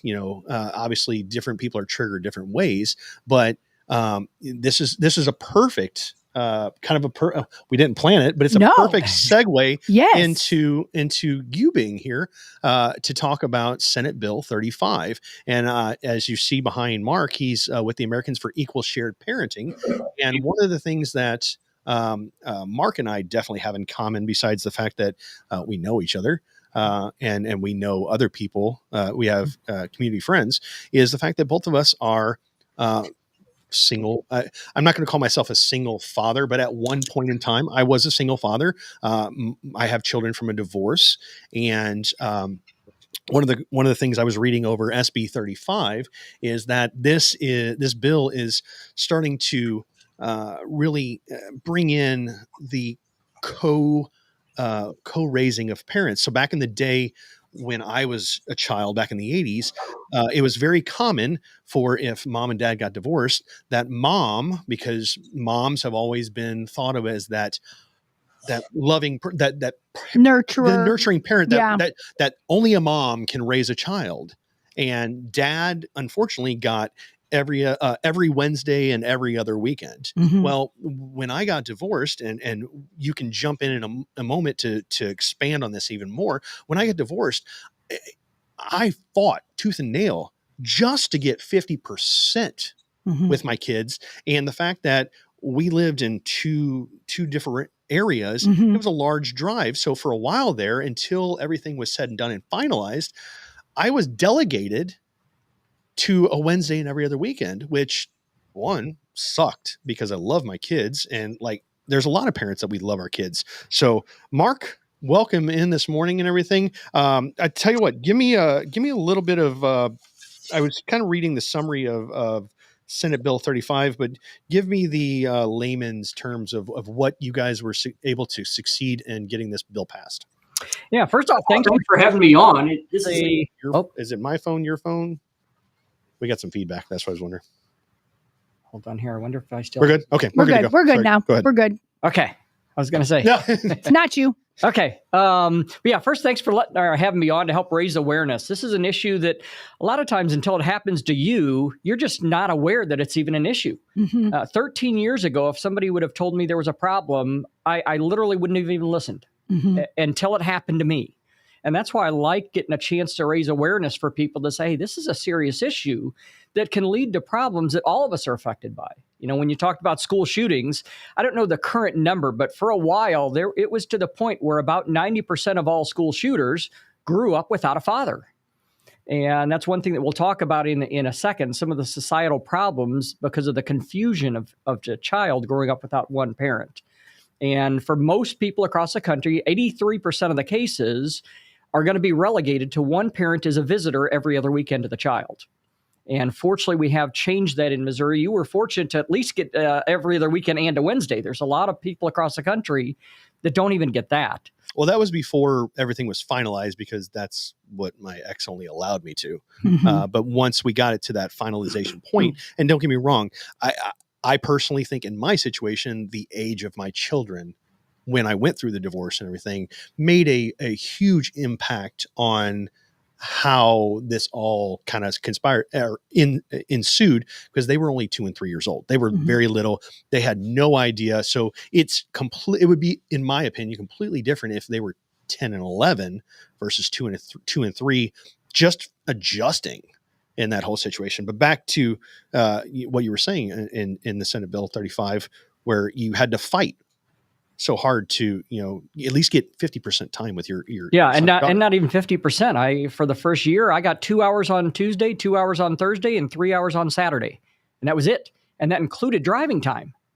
Now, most of the bonding for a child takes place in those first 2 years. Sure.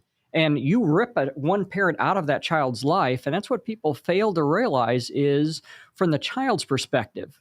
So many people see this as a father's rights issue or a mom's issue. Who cares about the parents? It's about the child. And a child's already confused enough because mom and dad aren't together.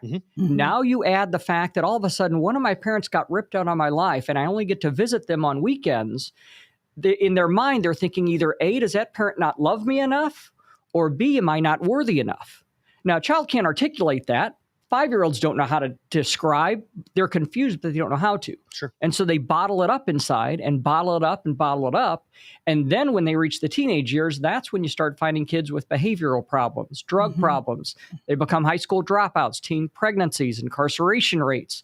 80 to 94% of every single one of those issues is tied to one common factor. They grew up without a dad. And so fortunately, this issue, and once again, it's not really about dads, it's about the kids, but just because dads are so affected, and those are the ones we have the numbers for. But yeah, this bill this year, very, very grateful, first off, for the bill sponsors and handlers. Carla May was the main sponsor in the Senate, along with Rick Bratton. And then the House handler, Jim Murphy, who is my state rep, did a marvelous job of maneuvering that through the, as you know, it's hard to maneuver through our legislature. But basically what it does, it starts with a rebuttable presumption of 50-50. What that means in common terms is the presumption is that a child is presumed to have equal access to both parents. The rebuttable part means that there are going to be situations where, maybe you do have a situation where somebody doesn't want to be a parent or can't be a parent, or if somebody's a mass murderer, you don't want them being around. So there are situations, but you don't start with a handicap of you have to prove why you should get 50-50. Instead, now you have to prove why you shouldn't get 50-50. So basically, what I'm hearing so far is when you walk in, you're automatically, the child is half yours, unfortunately. So you are entitled to 50%, and then the child is entitled. Yeah, the child is entitled to 50% with both parents. Exactly. So what this bill is saying is you now have to prove why the other parent should not. Exactly. Because in the past, the assumption in Missouri was one of you is going to be a visitor every other weekend. Now the presumption is, no, that child needs both parents. Definitely. Each parent has a strength and each parent has a weakness. Yeah. Now, there are situations where a parent dies or something where they can't have a parent. Sure. But in an ideal scenario, I don't care how much you hate your ex. Your ex adds value that you can't add to your child's life. Yeah. And whether you're together or not, too bad. You got to learn how to co-parent to figure out how do you make both of your strengths work together for the main benefit of the child. Sure. And that's what this bill starts out with, is a rebuttable presumption that each parent is going to get 50-50 unless you can prove that some reason why there's going to be a danger to the child if the parent is either unfit, unwilling, or unable. One question I have for you, Mark, is there any other states that have a bill similar to this and that have had it for a decent period of time to where there has been any type of research on how having that co-parenting situation has positively or negatively affected the child? Yeah, good question. I'm glad you brought that up. Yeah, Kentucky was the first one that got a bill like this passed. And they do have some research showing that divorce rates dropped. Because one common thing that people aren't aware of is I've got a lot of followers on Facebook because my story's been out there so much. And I get contacted regularly from people say, you know what, I didn't hate my ex near as much until I went into a family law attorney's office. Yes. The lawyers and always said, win. look, you're not going to get 50-50. So I need you to dig up dirt on why you're the better parent. Well, there's no better parent. But when you're at the most vulnerable place of your relationship, you're trying to figure out, you're obviously not getting along. You're trying to figure out how to go your separate paths. And now you have an attorney riling you up to think of all the things that the other person did wrong. It's not a good way to start out a co-parenting relationship. Yeah, that is a really good point for people who are even thinking about going into a divorce. You really better hate them, or they're a very bad parent, or whatever it is, because the lawyer is going to rile it up and make it so difficult, and it just makes everything harder. Well, and what they found in Kentucky is they did some research and found out that the divorce rate in Kentucky dropped over the 2 years after this bill passed. Wow. And I have to believe it's because they, instead of being riled up, a lot of them reconciled and thought, you know what? We're both going to get 50-50. Let's figure out a way to make this thing work instead of being so riled up that you hate that person. Sure. Right. Well, that makes sense. I mean, I'm divorced. You're divorced. We get it. But at one point in time, you love that person. You found something good in them. There was at least something. There was something. Good. So, yeah. And even with me, my son's mom isn't my favorite person because of all the stuff that we went through. Sure. But it doesn't matter. Still his mom. I love my son so much. Sure. It's his mom. No, you're fine. No, I saw that with you, Mark, because we were at the same event a while back, and the love you had for him was so evident. And that is why I think it's so important that mamas understand you may not like the male that you chose to be married to, but that man has so much value, unless they're an abuser, and most of them are not. That kid needs their dad. Yeah. They need their dad. I see that in my own household, and my husband and I have been together forever. There's periods of times they need mama, but there's a lot more times than not. If they're having a rough day or need strength, they want their dad. whether I like it. And even I'm living in the household, and sometimes I'm like, oh, don't you want your mama? No, they need their daddy. They just do. Yeah. Yeah. And they need both parents. Like I said, they do. You know, my son needs his mom. Yeah. And I love him enough that I want him to have that relationship with her. But you all need to, we all, and I'm going to use me because Yes. I've been through this since, you know, I think 13 years now. Stability is the key. So, you know, in this situation, if you start out with 50-50 custody, just like this bill is starting with, so I can only speak for mine. So we have two different schedules. My kids are teenagers now, but it's been this way up until a couple years ago. We went and switched some things around just to make it a lot easier, especially in the summertime. But, you know, Monday, Tuesday was their mom. Wednesday, Thursday was with me. Every other Friday, Saturday, Sunday, we switched. So every week, each parent got 5 days. But there wasn't a week that didn't go by where the kids did not see the parents and the parents did not see the kids. So sad. Now, when it, you know, as they get older, in my situation, parents need to adjust because as kids get older, life gets crazier. You know, right now I got a high school, middle school, sports, band, you name it. I mean, my calendar looks like, you know, somebody just threw a bunch of different colors on it. But in this situation, in the 10 weeks of summertime, we go 1 week on, 1 week off. That way, you know, if you want to take a vacation or do something, you don't have to go back to the other parent and go, I know we got to this, that, you know, check the calendar, blah, blah, blah. You know, for those 10 weeks in the summer, it's 1 week on, 1 week off. When it gets back to the school system, it goes back to the regularly scheduled program, as we like to call it. So this bill is definitely helping in that situation to where it's going to give not only the child stability, it's going to give the parents stability and knowing that, all right, Monday and Tuesday. Okay. So if I have some things that I need to do, you know, get this done, get that done, you know, little Johnny's with his mom and I can get those done. And then that way, when little Johnny's back with me on, you know, Tuesday, Wednesday, Thursday, I can devote as much attention to spending time and growing with your child as you can. And, you know, selfishly, don't get me wrong. There's some days knowing, you know, Monday and Tuesday, I don't have my girls. I'm like, all right, I can get some stuff done, but I still have my 10-year-old and my wife. Sure. But it's just like, okay, those are 2 days where the other parent is taking over and doing that. And it would be no different than if it was my wife and I with our son. It's like, all right, hey, Lori, I need you to take Reed to XYZ so I can get this done. And she would be the same way. Hey, Derek, I need you to take Reed, so on and so forth.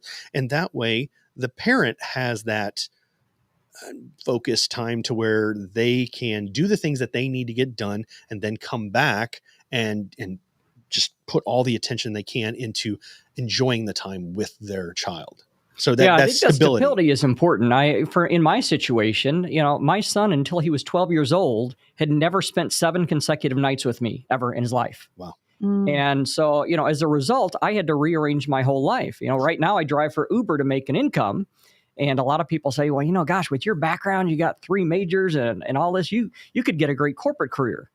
The challenge is I miss out the time with my son because there have been quite a few times over the past few years where I don't get a heads up.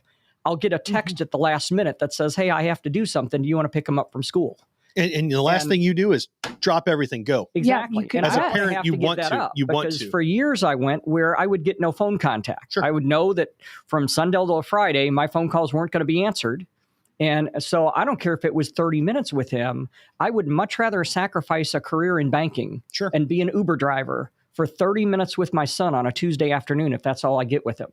And so there's a lot of parents out there, non-custodial parents that have, and sometimes people say, well, they're intentionally trying to lower their income for child support. No. How ridiculous. No, what they're doing is they're valuing memories with their kid, because once that sand's gone through the hourglass, you can't get the memories back. You may get the money back down the road, but you're never getting those memories back. We were talking about that earlier before the show. Is every moment is a first. Every moment is a last. And it's what you do during those moments that is going to make an impact, negative, positive or negative, with those that you're with. And right now for me, I'm an Uber driver. The big money for Uber is Friday nights and Saturdays. Yeah. But, right now, my son's 13 years old. Yeah. I've got about 2 years left before it's not going to be cool to be at home with dad on a Friday night anymore. No, it's not already. It's not cool. It's probably not cool now. It's not cool. So I sacrifice my Friday nights, which is the second biggest income night of the week for me to earn income. That's a lot of money. You add that up over a year's time. That's a heck of a lot of money when I'm trying to grind it out meal to meal right now. Yes. But I value that time. And because my mom's told me the same thing. She's like, you're going to have to figure out a balance. You're going to have to try and Uber some more. Correct. And I'm like, Mom, I can't. I want those memories. Yeah. I'll Uber more when he's 15, when he's 16. Correct. Sure. You'll have time into the ground, but I need those memories with him now. Yes, absolutely. As a parent, my oldest is 31, and I've seen a lot of evolution. I have a hard time believing that. Yeah, he is. He's 31 and he's married to a gem. I love her. And it's just interesting because everything that you guys are going through, I was married to his daddy, obviously, but there's so many things I worried about, and I shouldn't have worried about even half of them that I don't worry about with our baby who's 14, because it doesn't really matter. All they really want is for you to be there. Right. It doesn't matter how much money you make. It doesn't matter the house you have. Doesn't matter the car you drive. Now, they might make fun of you if you drive a hoopty, but that being said, they just want their parent, even if they act like they don't, because many times they act like they don't when they're in middle school, but they do. And even if they just for that second don't, when they're 31, my son still remembers his birthday parties. He remembers the mom that even though I worked full time, I was always there. So money, you can figure that out later. Be poor and be around your kids. Yeah. That's what I got to say. Well, I noticed that because he's really into Fortnite. Yeah, I've just never been into gaming. I can't get into it. Yeah, and, it's just so amazing because feel when bad. he does, We can't either. He wants me. His love language is quality time. He wants me sitting next to him, and he'll always, Dad, watch me. Dad, watch me. Yeah. He wants me just sitting there next to him while he's playing Fortnite. Yes. And I'll admit, even though I don't like Fortnite, it is just so fun to watch him and see how excited he gets. Yes. When he kills somebody in Fortnite or whatever. Well, yeah. And we have to understand that because I was anti-video games as a mom. That's the way I am, yeah. Totally anti-video games. And like 3 of my 5 love them. And so my husband is the one, I don't play them, but he gets on there even with adult children who maybe don't live right around, and they're still got one computer, they see each other, and then the other computer, they're playing the game. So you might not be right there to give them a hug, but you're still there. And and I'll walk in and they're having deep conversations playing a game. So you keep that up, Mark, because he might be, he will be 31 one day and might still be a gamer, and you can still be talking about big issues of the world and whatever that they need while you're playing a video game. Well, not just that, Mark. You might find a video game that he likes, and you can figure it out. And you can figure it out. We can learn something from him. I've literally played like 50 or 60 rounds of Fortnite. I have never killed a person yet. I've killed 2 chickens. and that's it. I have never killed a person. I am so horrible at it. But it is like you said, Lizzie. I used to be against video games, but I thought, you know what? We're in a different society than when I grew up. When I grew up, you were out from the morning until night, and your parents, as long as the dust of dawn light didn't come on, you were allowed to be out. You better have your butt in when the dust of dawn light. Correct. And there's 2 reasons you can't do that. Number one, the kids just don't because of technology and stuff. But the other thing is you can't let them run the streets anymore. I mean, we've got so many criminals running around, and who knows, your kid's going to be sex trafficked and this and that. So keeping them in the house, even if it is playing a video game, as long as you're right there with them and seeing what's going on. I kind of changed my thought on that because it's just the way of the world right now. Yeah. You can either argue with them about it or be there with them with it. Hey, Mark, I got a question for you. I know when you and I talked and everything, you guys have an event coming up to celebrate. I'm glad you brought that up. SB 35 and everything. So, Projo, do you have any information? Were you able to send him anything on that, or was there? I don't know. If not, there's some on my thing? Facebook page about it, either on the Americans for Equal Shared Parenting. But it's going to be for the MSHP news release. No, there'll be information on an event Sunday, October 1st. Oh, okay. Yeah, I haven't received I'll tell you what, if not, go ahead and talk about it, and we can post. Or if you want to grab my phone, I'll pull it up here and you can come in here and grab it. But Sunday, October 1st, we're having an event, and it's pretty exciting. It was going to be originally just to sort of celebrate what's going on in Missouri and the bill, because we just had the governor signing yesterday. Wow. And it was neat to be able to be there. The challenge that I have is there was only 6 of us allowed in the room at the signing. And in my mind, I felt like there's a lot of other people that worked on this bill. Man, they deserve to be there standing there with us. So we decided to plan an event October 1st that we can recognize everybody who helped out. Some people who took off work just to testify at one Senate hearing. It's kind of grown. I say kind of. We now have 24 confirmed legislators coming, which is unheard of. I mean, the biggest pro-life events or Second Amendment events, you're lucky if you get 6 or 8 legislators. We have 24 legislators showing up, 23 organizations, people coming from 19 states. So it's going to be quite an event. It's at the Holiday Inn in Earth City. When it's like you told me, you don't get that many legislators in one spot, even for a funeral. So, yeah, I was going to say, I've been in politics 40 years, and only a couple times at a funeral have I ever seen that many. And that was a major funeral. But like I said, it just doesn't happen. So it's going to be at the Holiday Inn in Earth City. Okay. On Sunday, we've got a VIP reception at 5:30 and a main event at 7 o'clock. And they can go to the Americans for Equal Shared Parenting Facebook page is the easiest way to get information. Is there a cost donation for this evening? Yeah, the VIP reception is $100, and the main event is $25. And I'm assuming people are going to ask, this money is going towards the Americans for Equal Shared Parenting. Well, a lot of it is going to put the event on. Well, obviously, it costs a lot to put something like this on. Sure. But the hope is to raise some more money. We've got some things I'm working on at the federal level, trying to get some changes made. And we also have about 10 states that we're targeting for 2024. But as I said, as an Uber driver, here it is up on I just don't have the money to be able to go, oh, no, that's a different event. That's something I spoke at a couple of years ago. Okay. But I just don't have the funds to go to these states. So we're trying to raise money so that I can get some funds to be able to go help some of these states out in some of the other state capitals. So it's a great way, if you're a parent, mom and or dad that is, in this fight, because, I hate to use the word fight, but unfortunately it's a fight. All you want is you just want equal time with your kids, and both parents should be able to have that equal time with their kids. And thank you and thank the legislatures in the state of Missouri that have actually opened the idea of with all, like you said, all of the different things that they try to jam through in a 6-month period, that this was important enough to get across the finish line for what's best for, the children in this situation. So, I applaud you. I applaud the legislators for working so diligently to be able to get this across the line and get it to where, unfortunately in this situation, future parents that go through this will at least start on an even keel. And then that way there can be stability going further. And hopefully, like in, we can hear you, Joe. It's okay. Hopefully starting off in this situation, like you said, in Kentucky, you're looking at less divorce rate, or you're getting a better stable environment for the kids. And then when they grow up and get older, they don't look at,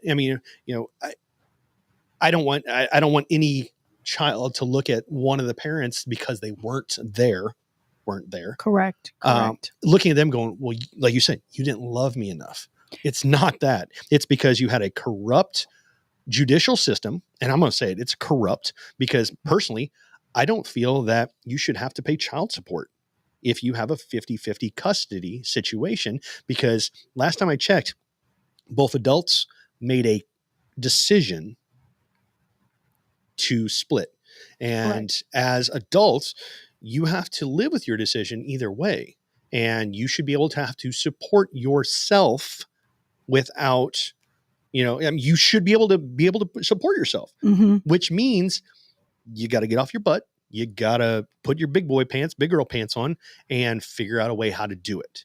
That's a contentious subject. I know that, I'm a little jaded because of it, but I've tried to accept the fact that, at some point my kids are going to be an adult.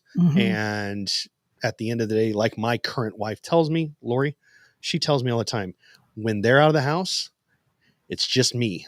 And what's really cute is she always buys an ornament every year. And this year's ornament, and I'll have to get a picture of it, it says, annoying each other since 2013. There is something to be said for that, is that we are annoying people as a general rule. People are just annoying, and you better be with the person that, you feel like you want to annoy them forever.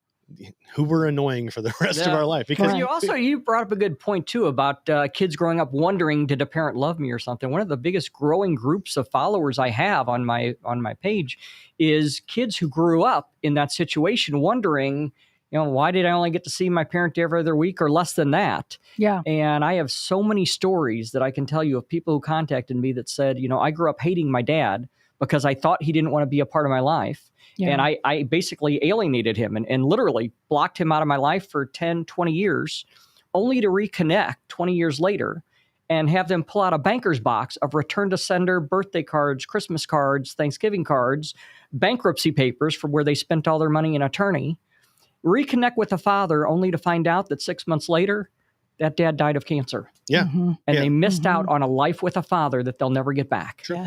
Yes. That's tragic, actually. That's very tragic. You hope you even get the 6 months, and you hope that you even get to see that box of all of those return to sender things, because there's so many kids. I hope there's no return to sender thing. Well, exactly. Yes. Which do you think that this law really does help?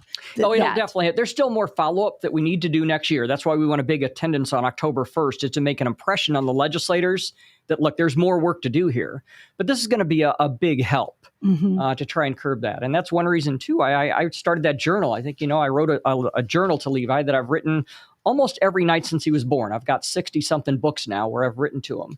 And because I never wanted him to question if if something happened like that. I didn't want him to come back 20 years later. I wanted to be able to have the books to say, hey, now I never put his mom down in the journals, but he knows when he reads those journals someday, to fill in the blank, maybe. Yeah. My dad spent this much time writing about me. He must have really loved me a lot. Well, absolutely. I think that's absolutely beautiful. And you know what? Your son may not even read those books until he's a dad, much older, because kids that are middle teens or whatever, they don't really think it's something they need to do. Books, I won't give him till he's like 21 when he's older. Yeah. Yeah. And one of the things as not, as parents, I'm not going to say dads or moms, as parents, when our children are not with us, in the beginning, I dwelled on it. It was like, woe is me. And then I got to thinking, the kids are with their mom. Yeah. Okay, go do what I need to do, and then I'm going to get them. And then what I would, as a dad that went through this, what I would like to tell all the dads and moms in this situation is, when your kids aren't with you, don't dwell on it. Just know that, hey, my schedule is coming up. Then the beauty of it is now we're starting on an even playing field. But for those of you that did not are going through this or will go through this event at some point, and I hope you don't. Just know that during that time when they're with their other parent, don't dwell on it, because it'll eat you up inside and all the rest of that. So, try to, like in your situation, use those Uber times, to fill that spot, and it's not like you're filling the spot, the void of that child there, because there's always a guilt factor. Yeah, there is, but it's one of those things where just take a deep breath. You're going to get your time. Your equal shared time, which is a beautiful thing about this bill. But, take advantage of the time that they're not with you to do the things that you would normally do when they would be with you. That way you can devote as much time as you can to them while they're there, because they're going to remember those memories. They're not going to remember, dad had to go to the store or something. They're going to remember, like you said, Levi's going to remember you sitting next to him while he's playing Fortnite. You have no clue what's going on there. But the fact that you were right there with him, you don't understand right now. And the same thing is, I don't understand, because my daughters will sit on the couch playing their phone. But I'm there, and as much as it irritates me, the fact that I'm just sitting there twiddling my thumbs, they're going to know, hey, dad was there. I saw him, or he was doing this or that. So I encourage all the moms and dads out there that when you're not with your child, don't dwell on it, because that's not going to be anything positive for you as a person. But it's definitely not going to it's not going to change anything, unfortunately. Correct. So, Correct. Unfortunately, and be glad that they at least, there are some parents where someone dies in a car accident. Yeah. At least you'll be able to see. Child growing up without that other parent. Yeah. That would be a huge loss that child would never overcome. So even if you can't stand that parent, be glad for your child's sake that they have a parent to go to. Right, that they don't have that grief going on. Well, before we get ready to close the show today, is there something you want to add, Mark? We love having you on. Best way for more information. The best way is our Facebook page for Americans for Equal Shared Parenting, all spelled out, Americans for Equal Shared Parenting. And then the big key, anybody who's ever been affected by family court, we need you there on October 1st in Earth City to send a message to legislators that there's more work to do here in Missouri. Very good. Well, we love having you on. You give us a different perspective that many of us don't know. You need to just keep fighting the good fight. I really admire you, and thank you very much for what you're doing for both moms and dads, because this does benefit moms, even if they don't think it does. And we really appreciate you fighting. Well, thanks a lot, and thanks for the support, and thanks for reaching out to me yesterday on the drive home. I appreciate that. Not a problem. Thanks for coming in and everything. So we're almost going to wrap this up. We're going to wrap it up. Right before we leave. Again, merchandise, the merch on cancelthisshow.com and Facebook should be where we should get the bugs out by the end of the week, and then look for any new if you don't items. have it out by Friday, we're going to have, you talk about a cultural revolution. It's going to be coming out. I'll tell you what, we need if I don't have it by Friday, you can contact me through my Facebook page, Inside Out Custom Designs on Facebook. And, we will at least, what we're going to try to do, and I was talking with Vic and Lizzie, because this is new, we're going to roll out like a 2-week pre-order. Yes. Just to kind of give us an idea of what we need to start with. So we're going to do about a 2-week pre-order to kind of get everything going so we can build the inventory and find out, this will give us an opportunity to find out, is this item something that somebody's interested in? Is this something that maybe they're not so interested? Or, hey, shoot us an email at merch, MERCH, at cancelthisshow.com. Merch at cancelthisshow.com. And when they do that, are you going to be at the end of that one? I am on the end of that. Perfect. I am on the end of that. You will be talking to the man of the hour right here. You will be talking with me if you're sending an email to merch. If there is something out there that you're like, ooh, this would be really cool to have, send us an idea. You guys are our supporters. We want to make something that you want to wear, want to use, want to show off and everything. And if that is in the realm of what possibilities we can do, then yes, you guys are the end all customer in that situation. And we love the support that you have. So we absolutely love send an email to merch at cancelthisshow.com. And like I said, hopefully by Friday, I should have some big news that we are ready and rolling to do our 2-week pre-sale. I cannot wait. And you know what, guys? Vic really will be back tomorrow. And let's take bets. Mary wants to know if he stopped for breakfast after his appointment. I don't know. But let's take bets, guys. So tomorrow, you can put on the chat line, where do you think Vic was? You know what tomorrow is, don't you? What is tomorrow? Weed Wednesday. Some people really like that. As someone that doesn't partake in that and everything, I enjoy the education because I do believe that there are some positive medical usages for them. For sure. I'm with you too. I've never partaked in it at all. I did back in my 20s. I didn't even back then, but here's the deal. If I got any form of cancer or any of that, I would totally do that before pharmaceuticals. Oh yeah, I mean, totally. And I am very educated on it because I used to always think one way about it. Now I think something different about it. I think the stigmata of I don't know. Stigmatism.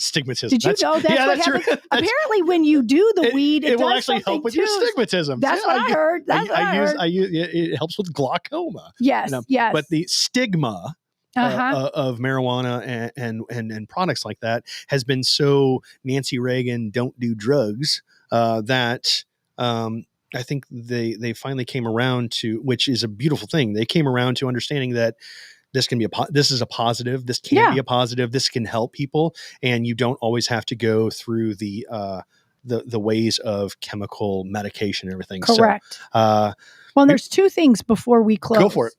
Mary wants to know if you can make a cancel this magnet for her refrigerator so she doesn't open the door so often. I would like one of those too. Ooh. Good idea, Mary. And second of all, it's interesting. They think that Vic and Eric went to Starbucks. Let's see if that's where they went. Well, Eric won't be here till Friday. So. He will be here. Yeah, he's coming every week again, and he'll be here on Friday. And you know what's going to be this Friday?